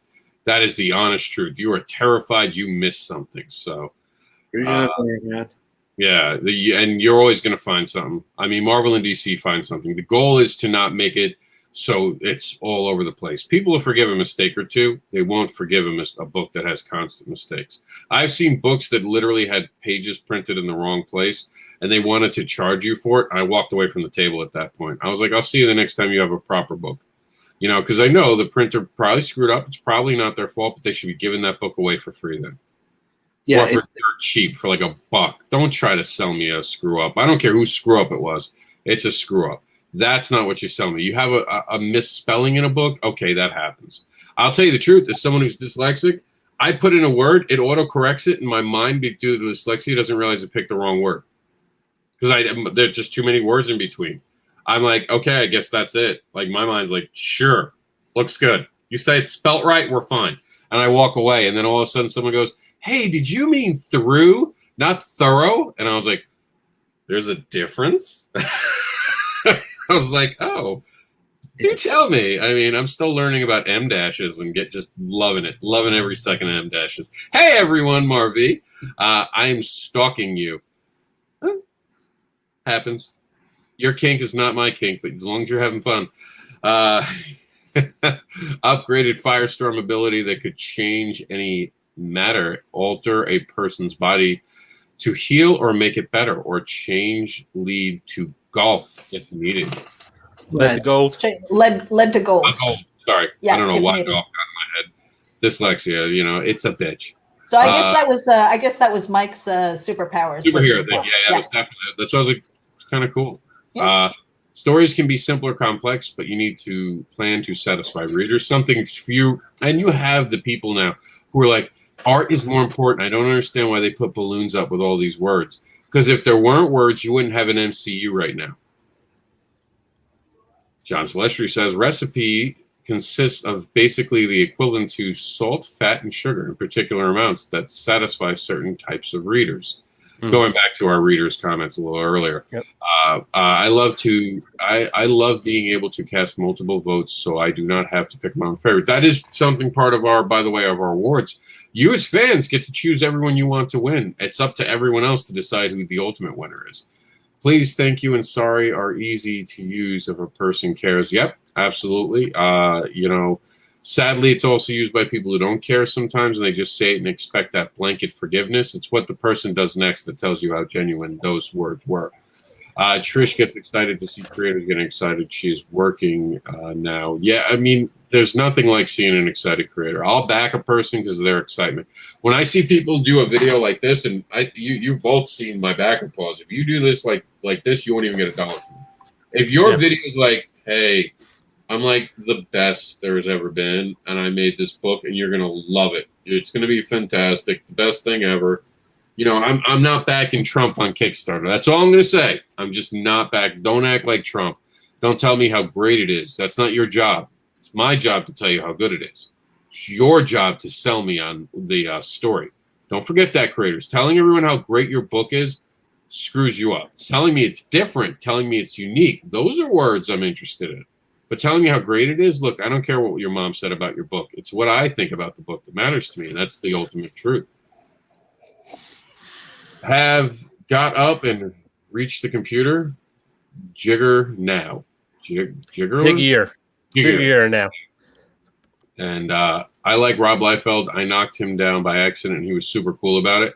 Yeah, I mean, I've met the dude. He's bad. Let me tell you, I sat through an entire interview. I've recorded it, and I asked him for permission for it, and he spent time talking to me. He asked to review it, and he didn't actually review the thing, and it got lost in translation. I saw him the next time, and he asked me, "Did you ever post that video?" And I told him about it, and it's still password protected to this date. And he's like, "Oh, they never told me." He's like, "I'm so sorry." And it's an old interview now, so I would never put it back up. But he remembered that I did the interview. So I like him. He's a good dude. Always been nice to me. And I don't agree with him. I think he says things that I disagree with. But we all say things we disagree with. Doesn't make him a bad man. Right. Go ahead, Lanning. You were going to say something. I could see it. Well, the thing about it, when I was coming up at the time, Rob Liefeld was a huge success. And like Alex's point, I was never a Rob Liefeld fan. As far as his artwork was concerned, I don't say he's particularly as horrible as people make him out to be. But if he is that bad, and the fact that he made a career out of it, that deserves some respect too, and that angle. But I was never a huge fan of Rob. But I do like Rob, as a personality, as himself. So I get kind of, when I do see people, they just want to tear somebody down like that. That's just, I know Rob Liefeld's not that bad of a person. I'm not here to be anyone else. I'm just here to be me. That means I don't have to rip anyone down because of who I am. I wasn't even a big Jim Lee fan either. So I loved his run on X-Men. I have nothing to say bad about that man. He did an amazing job on X-Men. Mike James goes on to say, I have met so many creators and movie stars and TV stars and rock stars, and Rob would be high on the list. That's so cool. Someone, I don't know the name here, said, yes, I've done that, tried and picked an interesting panel to sit on. So going back to me saying that sometimes people just sit to take breaks. I went to an alternative high school. So did I for like 2 days. And then I decided I was not going through all that nonsense and just dropped out. True story. And the math teacher is awesome and still my friend on Facebook. And I am kind of aged. I think that's what he means. Yeah. Okay. I had great teachers. Don't get me wrong. I did have great teachers. I respect the hell out of teachers. This year, I hope that we don't have another lockdown because I'd have to become a teacher again. Don't make me go through that. Jackson's so mean to me. He throws things when I'm teaching him. Who's raising that kid? Mike James says, I'm still here. And Marvy says, I'm still here just lettering my comics. Yep, he's dealing with that. And question, tips on how to get an editor? Ooh, that's a really good question. So I know how I did it. I'll go last though because I'm couth. Couth is bad. No, wait. I don't know. I'm something good. And I'll pass it to everyone else. Meredith, we'll start with you. Actually, we'll start with Alex. He's the guest. So how'd you find your editor? Well, this is actually pretty funny. We met on DeviantArt, and the way we met is that we were both fans of the Marvel comic Runaways. It's kind of a comic that got us into comics. And his icon was one of the characters, and we just started hitting up. We started getting into each other's characters, and then he starts paying more attention to mine. And really, he was pointing out mistakes that I made. And at the time, I was young; I wasn't ready to hear them. Over time, I slowly got to understand it more and really take to what he said. And it's just like it's kind of like he just became. I just wanted him to be my editor because he was really good at challenging me. He was good at making me better, calling me out of my mistakes, essentially grinding my ass to just to make me better. And it's become better that. And that's just kind of how you find it. You find someone who enjoys your work, but they're not afraid to really call you out on when you're doing something wrong, and really just they have your best interest in mind because they want you to succeed. That's why they call you out on this, because they just want your stuff to be good. And that's how you find an editor. And that's what you should find an editor, someone who enjoys your work and wants to be a part of it, wants to help it succeed, but also is going to grind your ass on every single minor detail that you overlook, because that will make you become a better writer, better creator, better artist, better whatever, and that's what you really need with that. See? Oh, I'd just find a comic book company and let them do the work. Easy peasy. Yeah, there you go. For me personally, okay, so this is probably a cardinal sin, but I have edited my own work. I've been writing for a long time, and unfortunately, I do make mistakes. I don't catch it, and it's almost like the doctor who's not supposed to operate on their family members because they're a little too close. With prose, a lot of times, what I'll do is I'll write the story hard and fast, and it's ugly, and I let it sit, so that when I come back to it, there's that, somewhat of some distance where I can try and look at it objectively. When it comes to the comic books, what I've been finding is that I kind of do the same thing at a faster pace. And a lot of that is just because I don't have the budget to hire an outside editor. So I'm really trying to do that myself and cull the costs of it.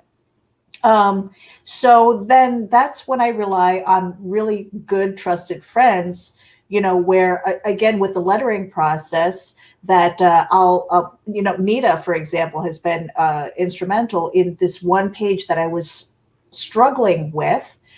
Is she going to get editing credit Probably not, but I'm definitely going to put her on a thank you page because it's that insight. It's like what works, what doesn't, and just putting in the hours in there and going, I know that there's something, and she's like, yeah, it might be this, and working on that. So for me, again, probably cardinal sin. I'm going to ask Rob how he feels about that when it comes to editing your own work. I mean, because with dyslexia, I know that you need that. For me, in a way, it's almost like I think there's a certain amount of arrogance, and I hate admitting that, but it's true. Rob? I don't think I have any arrogance about editing because I realize how important it is. And yeah, I could use Grammarly.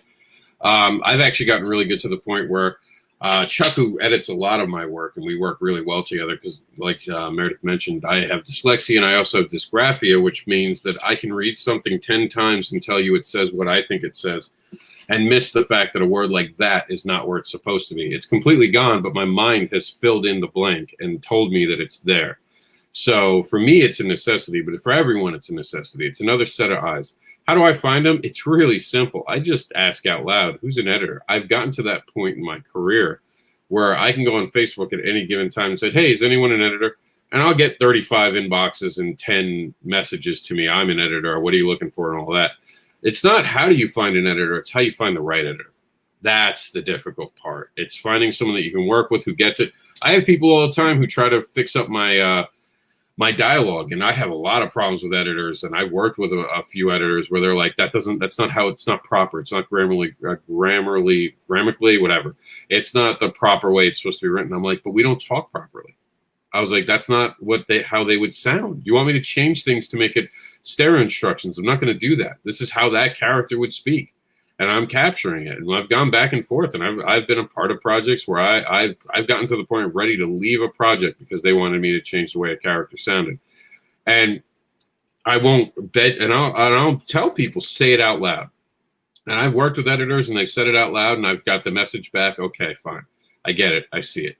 Because sometimes when you're reading it, your mind, you have to hear it out loud to understand the context of the wording.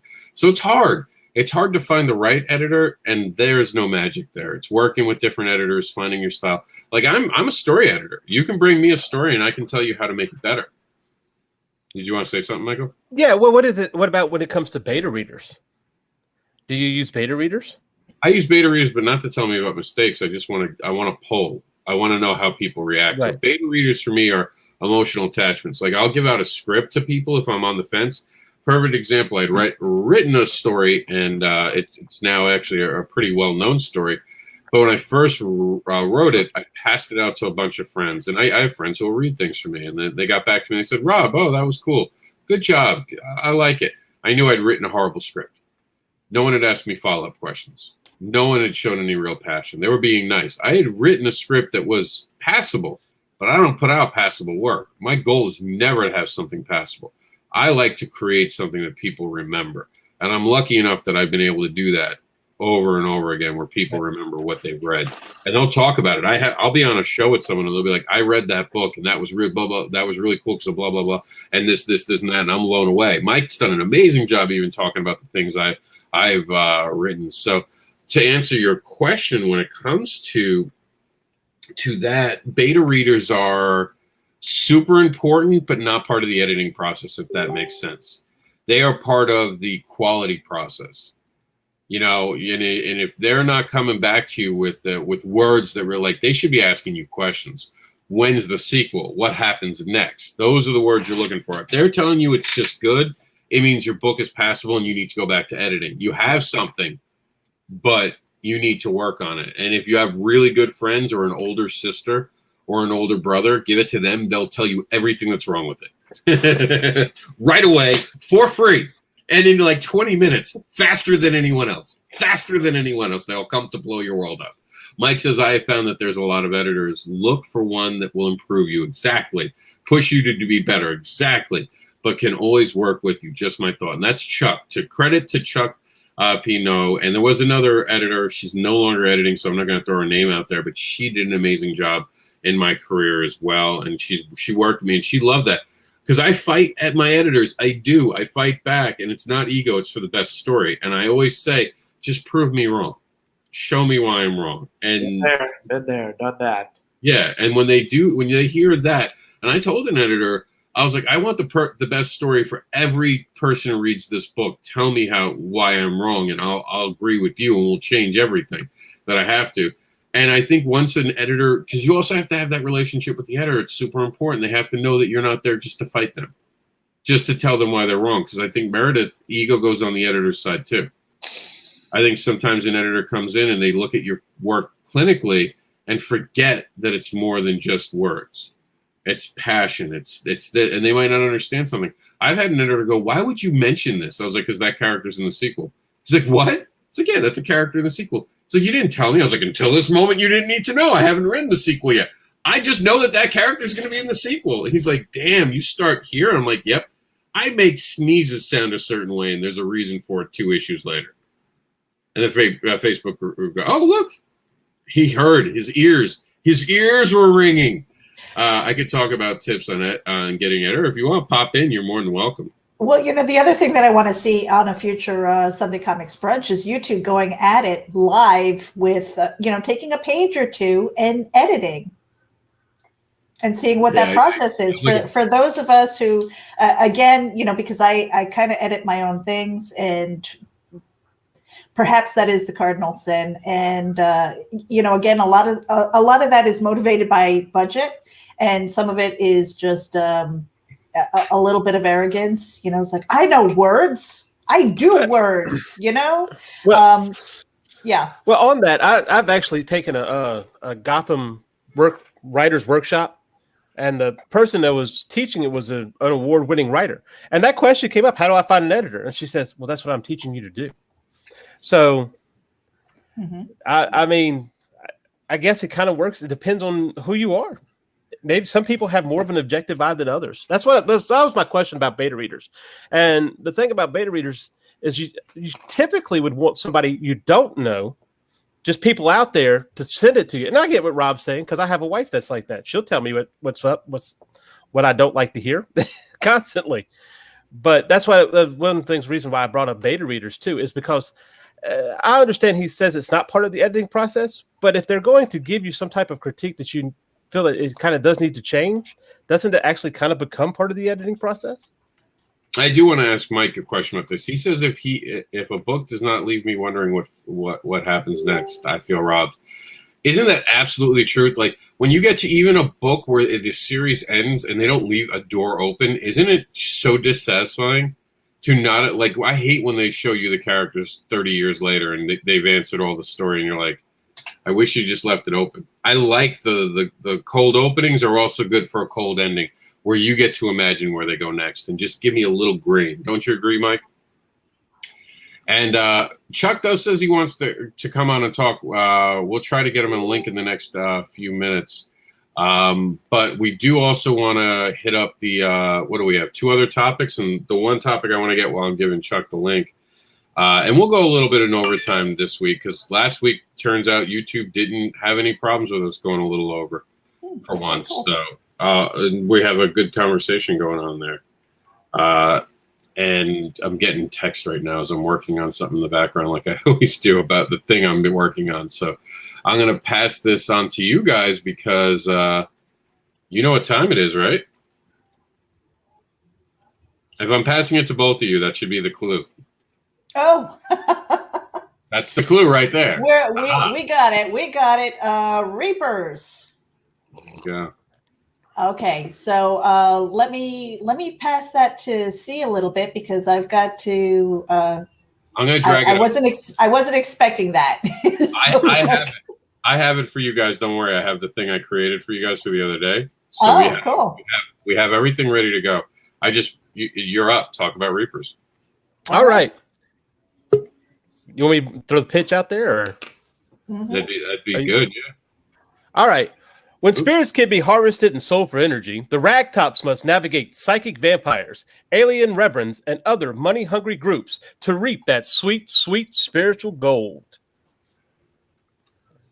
It's a new story coming to the Terraform Continuum.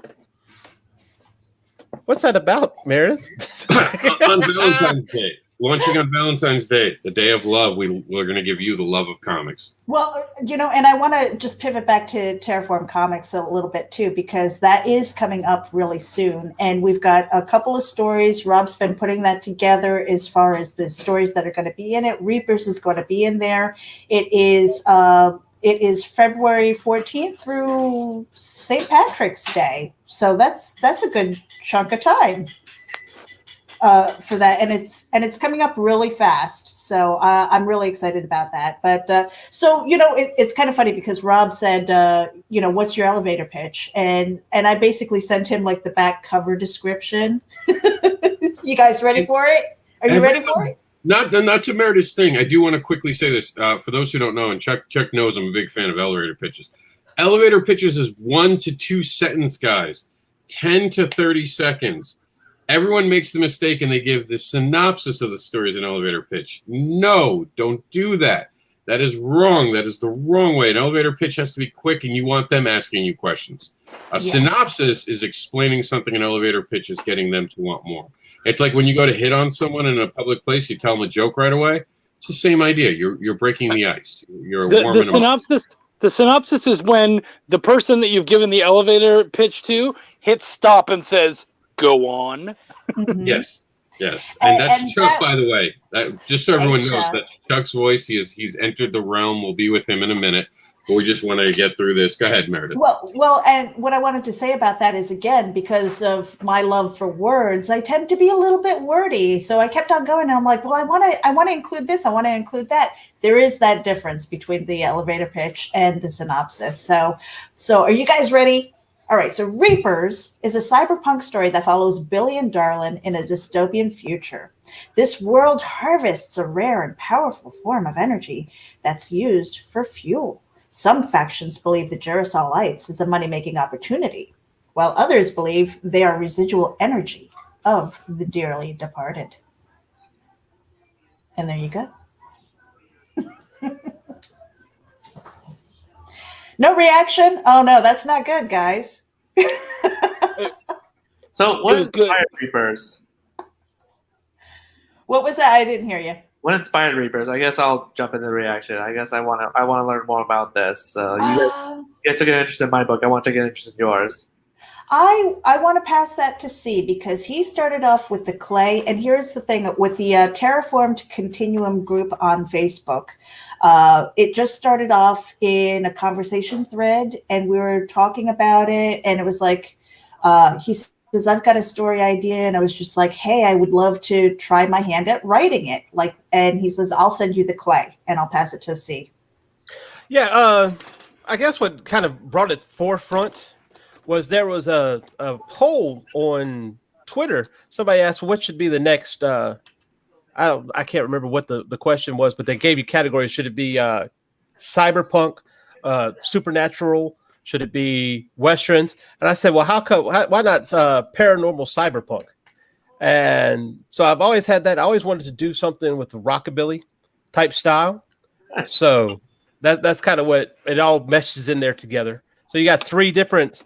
I don't want to call because I don't know if you could necessarily say. I guess rockabilly is a genre too, but 3 different genres kind of wrapped up into one.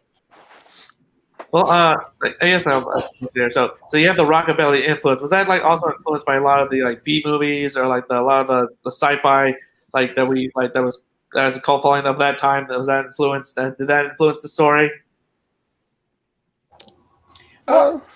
Yeah, that would be for you, I would think. Yeah, a lot of it was like taking some of these ideas and going, okay, so there's an element of fantasy and paranormal in here, as well as that realism. If you're looking over here at the art and stuff like that, you see kind of like that greaser vibe, with the pool skirt, the jeans, the greaser hair, and you're seeing those elements that you recognize as far as like where she's walking, you see the wooden fence and stuff like that. But then you look at his hand and you're like, wait a minute, what is that? It's a mechanical hand. So bringing in those elements and then bringing in the all of these different elements. And quite honestly, it's really fun and interesting to bring all of those elements and trying not to make it a hot mess, which it could do because of that. But then the styling is strong. I mean, the artwork is just amazing. And one of the things that Rob said when we were sitting together, and this is what we're doing, this is the process that we're doing in Terraform with Continuum, is bringing the writer in, bringing the artist in, collaborating in a way where there's that mentorship and that back and forth communication. And he's like, where are you going with this story? What's happening here? I'm like, you're only getting a little taste of this. You are getting an introduction into Billy and Darlin, where they're coming from, where they're going, and it's that whole mini arc to say what's happening next, and that is really exciting. To bring in all of these different factions, where there's that paranormal element and that realism, and putting it together. And I'm going to even say there's that, I think a good story sometimes, depending on how epic it can be, has that almost like that religious aspect to it without picking sides or anything, because that in and of itself can be a character. And making sure that we navigate that well and with compassion and being smart about it. Go ahead. Sorry. Yeah. So I'm really very excited about this. You mentioned that it was all about balancing all this, the aspect of the realism and the cyberpunk and the paranormal. Was it hard to find that balance? Was it hard to did you have to work for it to get that right feel, or did it leave you feeling like there could be more of something else or less of something else? I feel like you said the balance is the finding key to the story, and I'm interested in learning more about that. Well, here's the really cool thing about it is, so I mentioned in the synopsis, the Gerasol lights, that even though it's not like a human or a humanoid character, that in and of itself is a character. That is something that you're going to want to pay attention to. And it's almost like, and I'm going to bat that back to Rob with his story in the anthology, where, and it was Cthulhu Invades Odds, where the Yellow Brick Road is the character. So almost taking those elements and going, just thinking about it just a little bit differently to make it interesting. So it's not the same old story necessarily. Well, can I say something? And one thing about that is, as far as your question is, and also these elements also kind of have a tendency to play off each other. For instance, you're using a paranormal thing to fuel the other. For instance, you're using the spirits as energy to fuel the cyberpunk electronic energy movement, as it were. So it kind of has an interplay to that.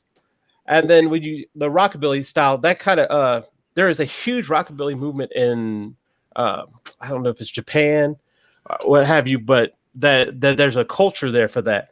So it has that, rebel without a cause. There's you're selling this new thing on the black market. So it kind of has that kind of feel to it.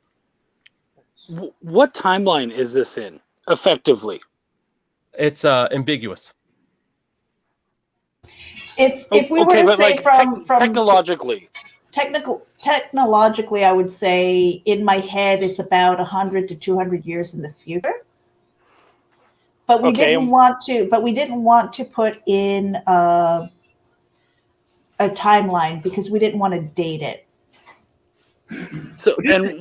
So when you like I'm looking at this one page, I'm trying to anyway, and it actually looks kind of like 20, I don't know, more like 40, 50 years ago.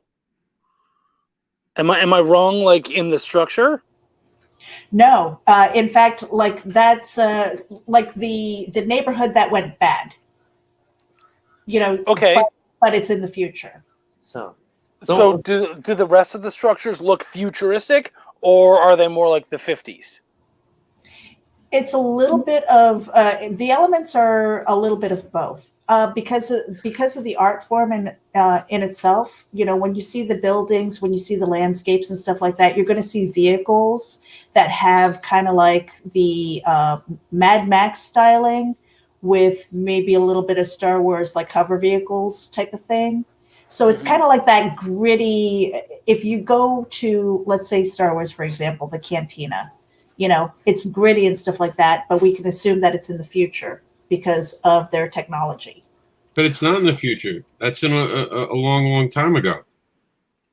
Star Wars is a long, long time ago. It depends on if you're in the story, right? In a galaxy a long, long time ago. Yeah. Right. So it's that whole weird dynamic, which I again, you find it interesting because it's, yes, you're seeing that because it's taking you into that world of a story that happened a long, long time ago. But at the same time, as a person who's watching it now, we don't have the lightsabers, we don't have the lasers or anything like that. So, or going through space. So there's that element of futuristic things, and it's taking you into that world. When I read it, Chuck, when I read the script, it's basically the Batman animated series rules, where it's taking place in a world that's not ours. It has future tech, but mixes in past tense. So And in a way, there's kind of like like my husband left me a note, and he goes, like Blade Runner. Yeah. Or Firefly, how there was kind of a switch backwards too at a point, even though the tech is higher up. They kind of had, like, when we do, like, we dress like we were from the 90s in 5 years, and we have that 90s throwback. Everyone will dress like they're from the 90s, but it won't be the original 90s. Think steampunk. Well, yeah. There's the thing then is that I feel like, and look, don't know enough about this necessarily to comment 100%, but I'm looking at it and I'm going, so with steampunk technically has technology that's beyond what we have, because a lot of times they have teleporters and all this lasers and all this kind of stuff. It's just utilizing steam. So what I would say is what you have here is not cyberpunk. It's something else. So what I would do is I would drop that cyberpunk thing. I don't think that's helping you, because the problem is people are going to come in looking for those elements, and it doesn't look like they're going to find them. You need to create your own term. There's diesel punk. There's all these different names. You need to find that one or create that one that works, because this is not cyberpunk from what I'm seeing. And I'm not trying to attack you. I'm just saying, like, if you want to sell this. It's really funny that you say that, Chuck, because Rob, I see him. I know him. Said the same thing. Now, here's the thing that Rob came up with. Okay, he said a cyber rock story that uses souls as fuel. But for me, when I hear cyber rock, it's like, okay, that's different. But I don't want people to misinterpret that as being music. Like, there's no music video that's associated with this. So there's that challenge of, okay, so there are cyberpunk elements in here.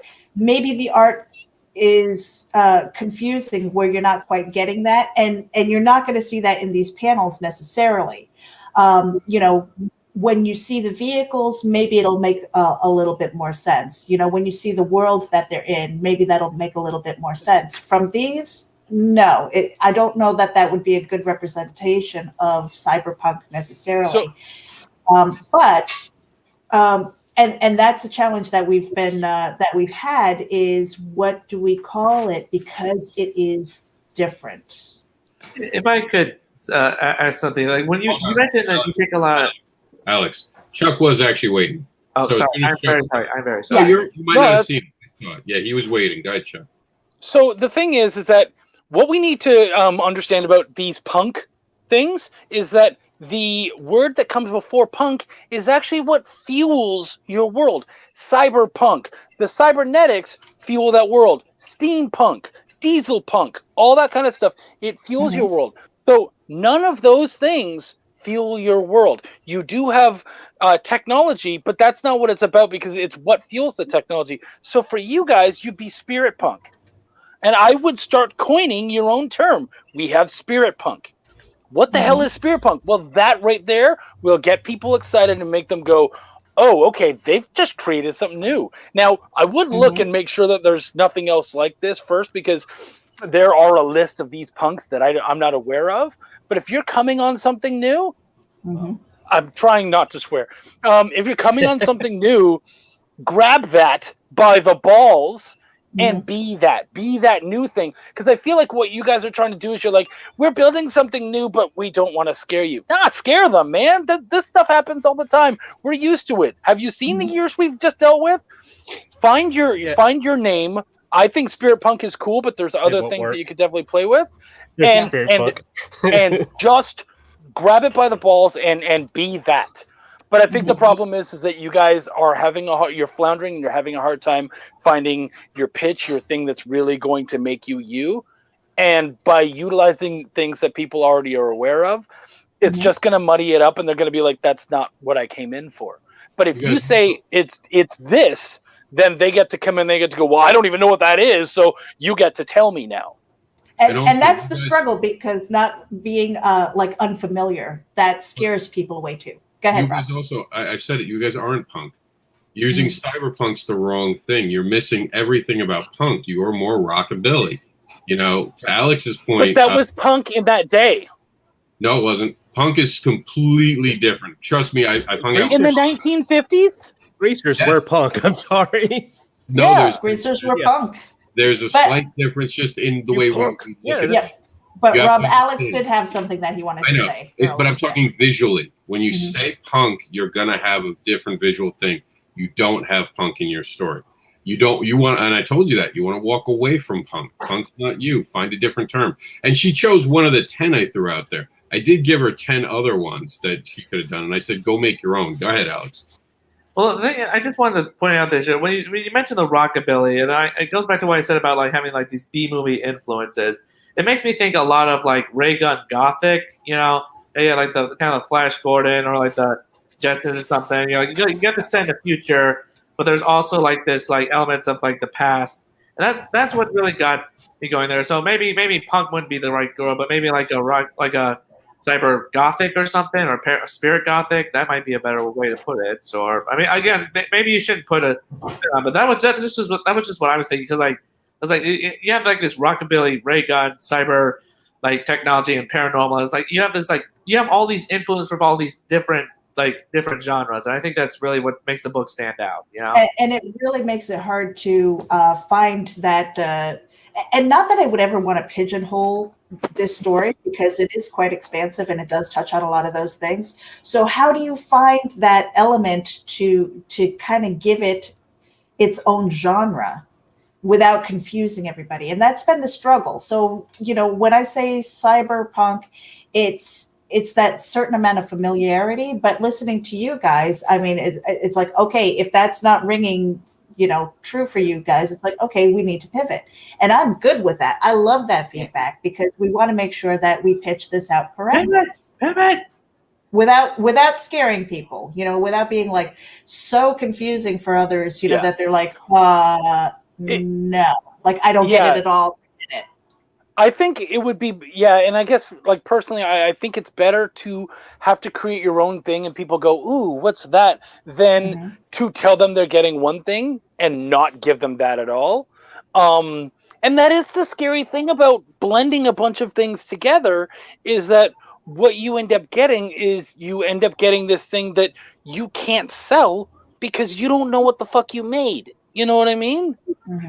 And so... it's why, you know, like if you think of a color wheel, you know, of course we have the red and the orange or we have, you know, red and yellow and then orange and all that kind of stuff. And then we start to have things like that. And you then are able to describe them by their closeness to red or orange or to something else in between there.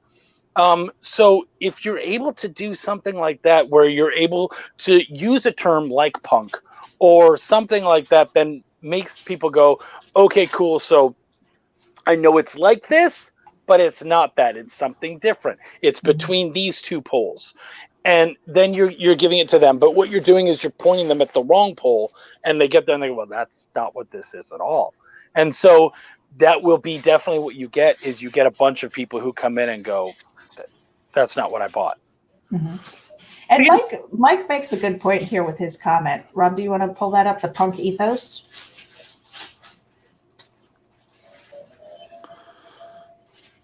Do you see Why it? would you ask me to pull it up if you can see it? You have the ability to pull All it right, up. here we go. The punk ethos is primarily made up of beliefs such as nonconformity, anti-authoritarianism, anti-corporatism, a do-it-yourself ethic, anti-consumerist, anti-corporate greed, direct action, and not selling out, which is exactly what this story encompasses. So I feel okay with including punk in that, if that is the general accepted definition. You know what you should do? In all seriousness, do this. When you're going to use a word, go to Google. I do. Oh, I do. Look at the images that come up. Mhm. Then look at your story. Look at the images. Look at your story. And if you suddenly go, okay, they don't look alike, you know you're in the wrong vein. Try to find something that lands closer to where you are versus what you want it to be. Because that's what Chuck's kind of saying is you're trying to make it something, but you're missing. And I've been trying to tell you that for a few weeks now. And it's not because I want you not to use I love cyberpunk. It's because I'm afraid, because I do love cyberpunk. And I've been part of cyberpunk. I didn't even realize that they said it was dystopian. It was never meant to be dystopian. It was just our future. It was always just us screwing up in our future. Like the original version. But that is in itself dystopian. But it's honest. That cyberpunk is more honest than dystopian. Dystopian's like something blew up. No, we're fuck ups. We screw up our own country. You know, like this is just what we did. This is our fault. And I love that about cyberpunk. It took the grittiness of everything and ripped it apart, and it was very honest, and it was very on the floor. And everyone who doesn't know this, because I know there might be people who don't know, and I'll pass it to you, Alex. Cyberpunk started as a game. It was a game. That was it. It was a game that people sat around and played in the 60s, and they were thinking of things that we weren't, like late 60s, early 70s, and then when hacking became a thing, it really influenced Cyberpunk and took it to the next level. Go ahead, Alex.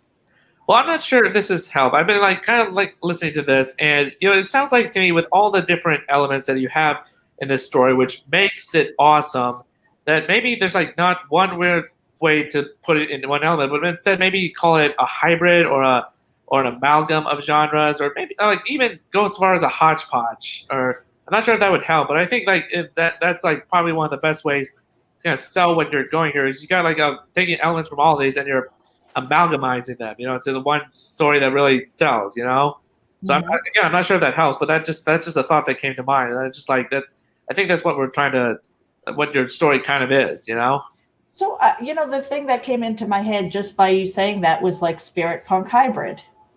Yeah. I mean, does that That won't work. Spirit punk is a Asian genre.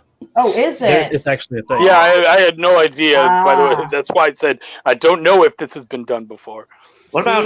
That's the struggle, because we are putting in so many of these elements, and to somebody who hasn't read the story yet, they're going to be like, "What is that?" And it could be a hot mess. But really, the way that we're gearing this story together is very exciting, and there are a lot of these elements where it's recognizable, but it's different, and I love that. To me, it's very exciting as a writer to push myself like that. I think that could be one of your big selling points. It's when you give people this book and they read it, it's it could be one of the turning points is you have all these open discussions of what this best way to define this book, you can't build this fan base around it, and then this fan base just comes in, you give their opinion on it, and they're like, no, it's this way, no, it's like this. It's like this whole, you've created this whole fandom discussion topic within your book, and I think that could be a big selling point for you. It's okay, we're giving you, we have a good way to put on it, but we want to know what you guys think of it, And Chuck put in something in the private chat, which is kind of cool. Can I share that? Yeah, please do. I mean, what do you guys think of soul punk then? Let's see. Soul punk to me, that does sound like a cool term, but it kind of feels like it would have some sort of jazz elements to it or something, a lot of 70s feel to it, the music. And I don't mean to be rude, Alex, and step on it, but two things. One, we really should move on to the why we brought Chuck on here, and right. Two, there are elements to why I can't answer that. So the rest of this conversation should happen privately, because there are things that we're not ready to discuss in this. And if we go any further, we're going to get to a point where we're giving away something when all we're giving them is 6 pages in a couple weeks. So we're going to pause it right now. We're not going to go any further with this. We're going to talk to Chuck about the editing, because he said he had some suggestions for editing. So that's why we brought him on this morning. Go ahead, Chuck. Tell us, what did you want to talk about? So, you guys were talking about trying to find good editors, and first off, someone will say, "I'm looking for an editor," and names will come up, and my name does come up an awful lot. But don't pick me just because my name came up right away. Actually, do your research. Like, I would love to work with you, whomever you are, but I'm not the only person out there, and feel them out, man. What do they do? What are they good at? Well, ask people, hey, do you like best about them? Don't necessarily focus on the negatives. Okay, right away, that's telling you something. What do they do for you? A place here on Facebook called the Comic Book Editors Alliance. You don't have to be an editor to go there. It's run by my personal mentor, Stephen Cole, who's been in the business for 25 or 30 years. He's absolutely amazing, so intelligent. And it's not only there to teach editors, but also to teach other people what editors do, and even to help them sort of, understand the elements of editing that are required in comics, because it's not like a book. There's an awful lot of different types of jobs that editors can have. So I think that'd be a really good place. But you know what? If you really care about trying to get the best out of your book and the best out of an editor, ask around, find out realize the elements that you need work on, and try to find someone who can complement that and really hit those weaknesses and really make you and your story as strong as possible.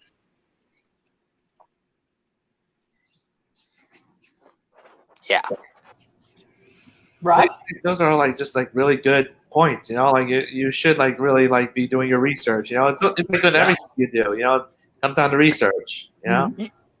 Alex, the sad thing is that there's so many people in this industry who don't get an editor, first off, and they go, "Oh well, I can't afford it." That is bull. That is absolute crap. See, I stopped myself from saying the F word. It's absolute crap, because we are the least expensive of any one of the positions that you fill. That includes your letterer. Okay? So get over your crap. You're being a cheap ass, and you're willing to sacrifice what could make your book better by either being cheap or not admitting that there is an ego level there that you're not willing to deal with. And at the end of the day, as your editor, you pay me, but I can't tell you what to do. Right. Everything I say, even if I say you got to do this, it's still a suggestion, because you can tell me no. And I have no leg to stand on. There's nothing I can do. I can't stop you. I can't change anything. I work for you. You're the boss. You're going to put the book out with my name or without it, with my changes or without them, whatever.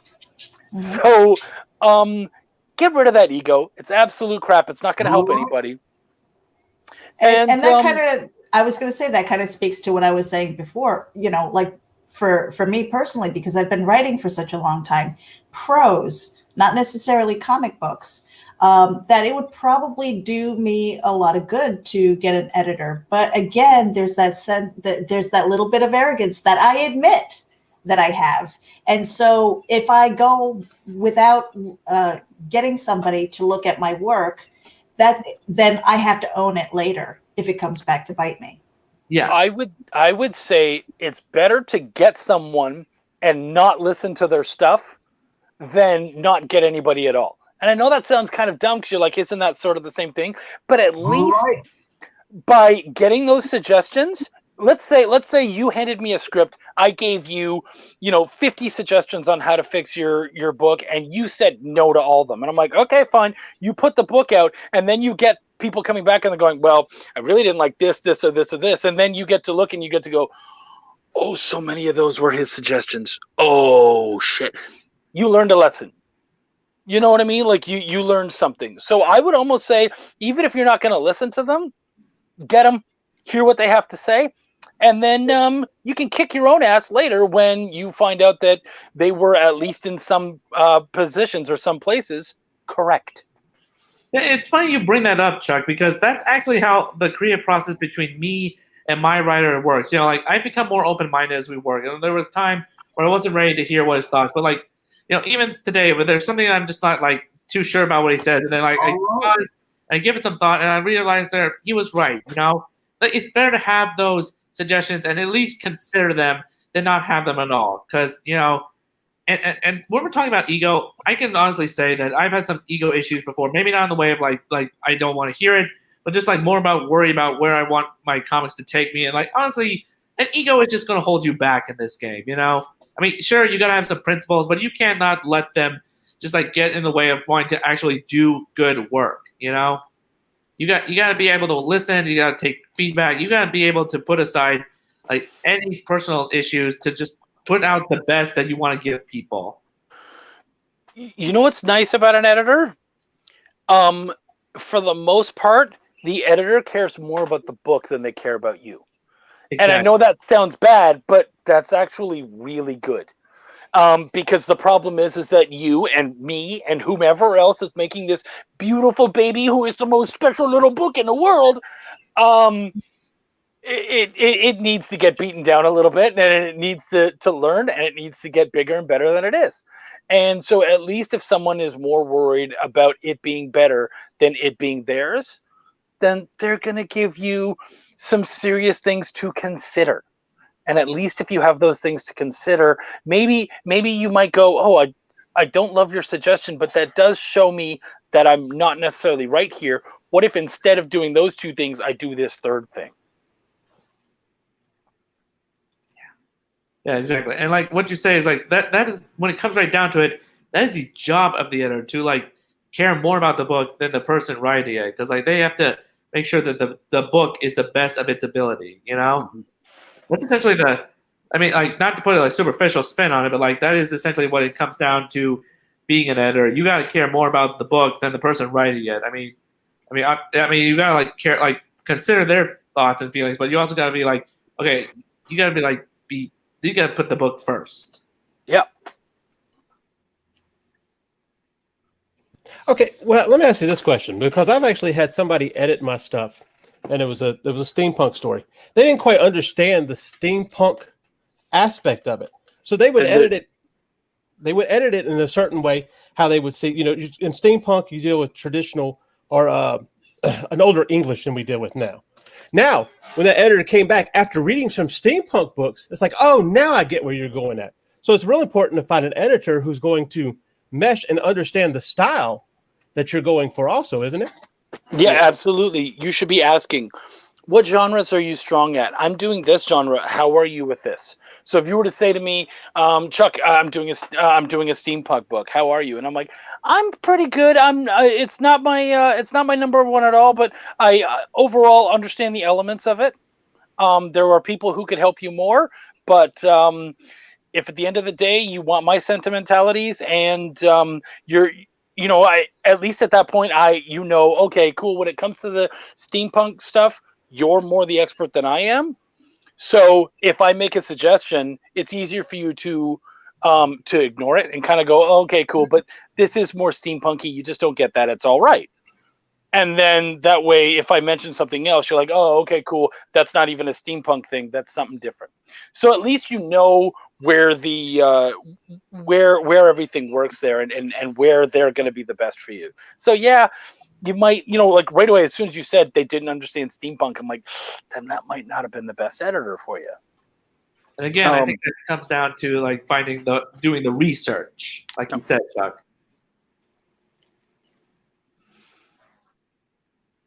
Yep. Rob, did we have another topic? You said that we had a couple others. We did at a point, but at this point we're a little over. So I think we should just wrap up, and we can always revisit the topics next week. Oh, yeah, sorry. That's okay. I think it's important to always talk about that. I definitely think that like there's a bunch of ego that goes into creating, and it's weird to be the story editor because you know your talents as a writer, and you can see a lot where other people, and I'm sure Chuck feels this way because he's not just an editor, he's a writer. You can see where people are leaving meat on the bone, and you can see where they're making misses, and you can only try to take them to the edge of it. As you guys saw today on the program, I've told Meredith everything Chuck just said to her, but Meredith's just not ready yet because she hasn't found the term that works for her best.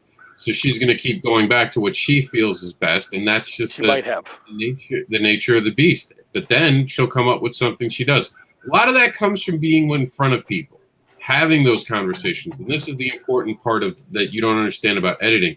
The editor sometimes understands that you're going to be in front of a table and having to explain what they're trying to help you edit. They're seeing the future that you can't see, and that comes from experience. The one thing you can't teach is experience. You need to live it. You need to learn it. You need to be at 100 shows, pitching books at 100 shows, talking to 100 people, and hearing in your mind already, well, this doesn't seem like this. Why would you call it that? And remember, I've screwed up. WrittenSins.com is how comic book advocates started. And it became your horror site? No, but every story is a written sin, and we're dealing with it. You spend too much time explaining why you're so clever, you're going to stop being so clever. If you have to explain it, you've lost. That is the simplest editing rule. It's just same as in comedy. You have to explain the joke. Unless they're really stupid, then you didn't do a good job telling the joke. And that's kind of what we're going on. That's why I think editing is so important. I think people miss the train all the time on editing and don't realize how seriously fundamental. Like Meredith said, she'll do it on her own, but what she left out was that I'm going to wind up looking it over for the lettering aspect, and that's part of editing. So she's not going to be doing it alone because there is that oversight from Continuum that's going to be there for all the stories that they're doing right now. So, just be aware of how crucial editing is. I never stop editing anything. I'm editing our site as we speak today. I'm always doing something. You're always evolving. Editing shouldn't be something you run from. It should be something you embrace. How many times have I asked you, Chuck, why? Every time I say anything. Why do I do that? Because I learn. And if you notice, I don't ask that same why ever again. Because I've learned it. And I've actually used things against him that he taught me. And he's like, oh, that's true. But in this case, this is that. And I'm building that foundation of understanding it. Ask your editor why. Don't tell them they're wrong and you're right. Start off by saying, well, why do you want to do this? Yeah. Why? And you'll have a real conversation with an editor. You won't be combative. You'll be friends. You don't always have to feel like someone's trying to ruin it. Well, pretend that they're trying to make it better. And I want to add to that too. There should be a mutual respect, from an editor speaking to the creator and the creator to their editor, where I think a lot of times when we present our work to somebody whose advice we really take to heart, that a lot of times we might take the story in a direction that maybe it wasn't intended. So you have to fight for your characters. You have to fight for your story arc also, and have that respectful communication and go, okay, when the editor says, okay, now I understand, now you need to make that a little bit more clear. There's that too, instead of kind of rolling over and compromising, I think, on the story. It goes both ways, but that mutual respect also is very important. In the end of the day, it's about the fans, not about you. You're putting something out for someone to purchase, to buy, to own, to read, to own. Yeah. It's no longer your story the minute you print it. You have to own that. You still own the IP, but once you put it out there, it's for them to judge. So it's not about, and I made this mistake, and me and Chuck have talked about this. I'm not writing books for myself. If I was writing books for myself, I could do all the things I want to do. There are things I'd love to do that I just can't do right now because I haven't earned that right to do it. And you have to understand that. You have to be willing to earn it. And you have to be willing to give the people what they want and what they expect to see. Too many changes, too many things of explaining, and you start losing an audience. Go ahead, Chuck. No, I didn't have anything else to add to it. I was actually going to say I wrote this down as a topic for a future brunch. Is, do you write for yourself or for your audience?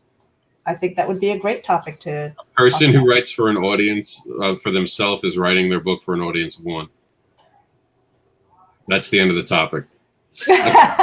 Says Rob. Says Rob. says Rob, because if you write it for yourself, it's a vanity project and it's never going to work.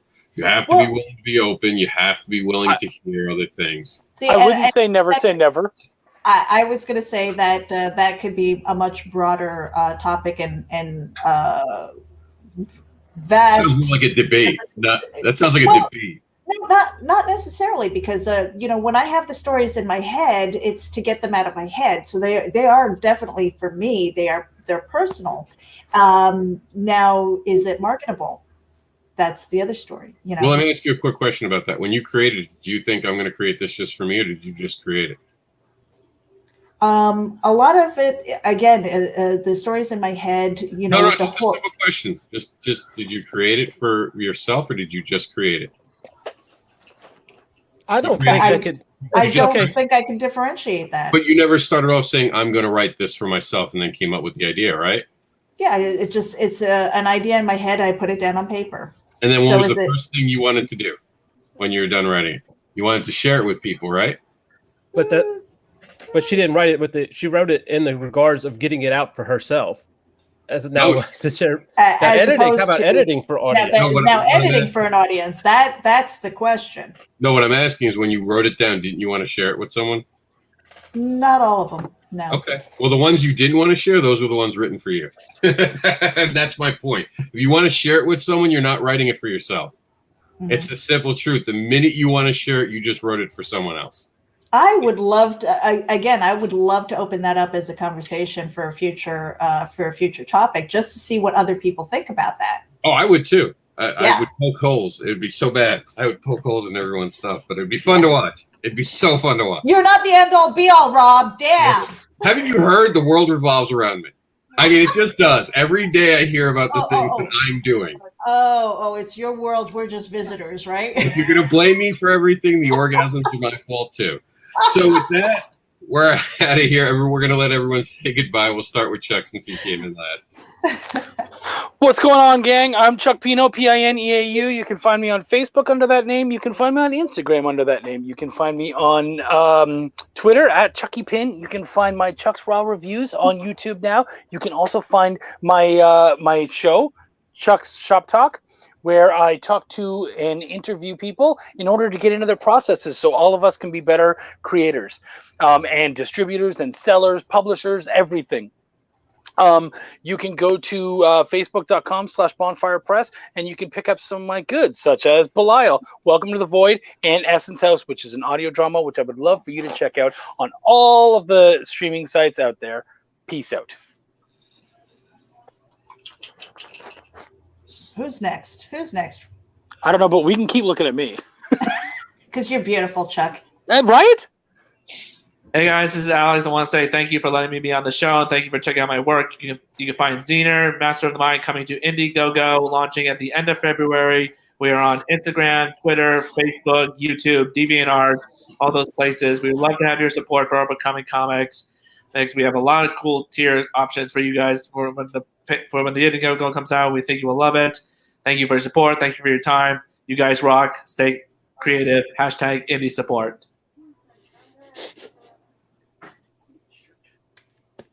All right, I'm C. Michael Lanning, a freelance artist. You can find me sometimes over there on Silverline Comics on Wednesday Night Wham, talking about all sorts of weird topics there. And of course, you can always find me on Weekended on Friday as a co-anchor with Meredith Loughran. Check us out there, and anything else. You can always look for me up on Facebook and sometimes Twitter. So back to you, Meredith.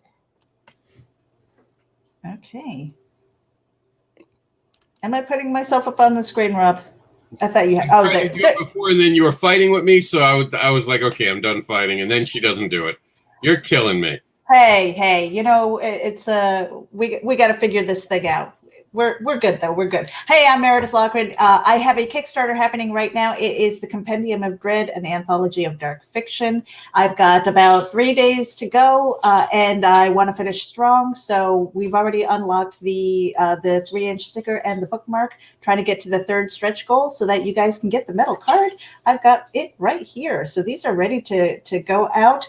I've also got 5 stories that I'm going to be writing that are going to be really fun, and that is why when it finishes, you're not going to get the PDF immediately. Those stories are going to be included in the PDF as well as the softcover edition.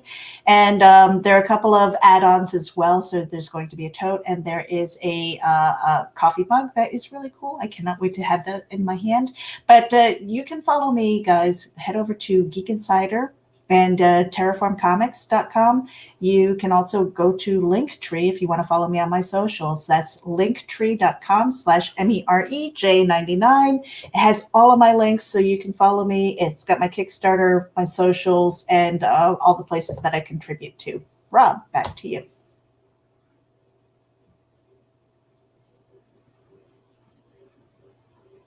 I am so I'm sorry. I'm in the middle of trying to answer someone's question. They needed some information right away. So I'm nerding out while I'm here. Thank you guys. You guys are all awesome for being part of the show. There's not much. You guys know who I am. I mean, well, Alex disappeared. Oh, I didn't even notice Alex left us. Alex was great. Chuck, thank you for jumping on. Lanning and Meredith, always a great time hanging out with you guys. Thank you for all showing up. Thank you for all the comments. Sorry if we didn't get to all the comments today.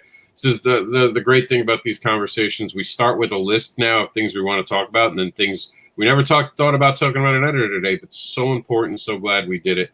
Thank you all for being part of this. With that, we're out. Thank you for being part of this and making this show awesome. We'll see you next week to sit down and talk comics once again at 11 a.m. on Sundays.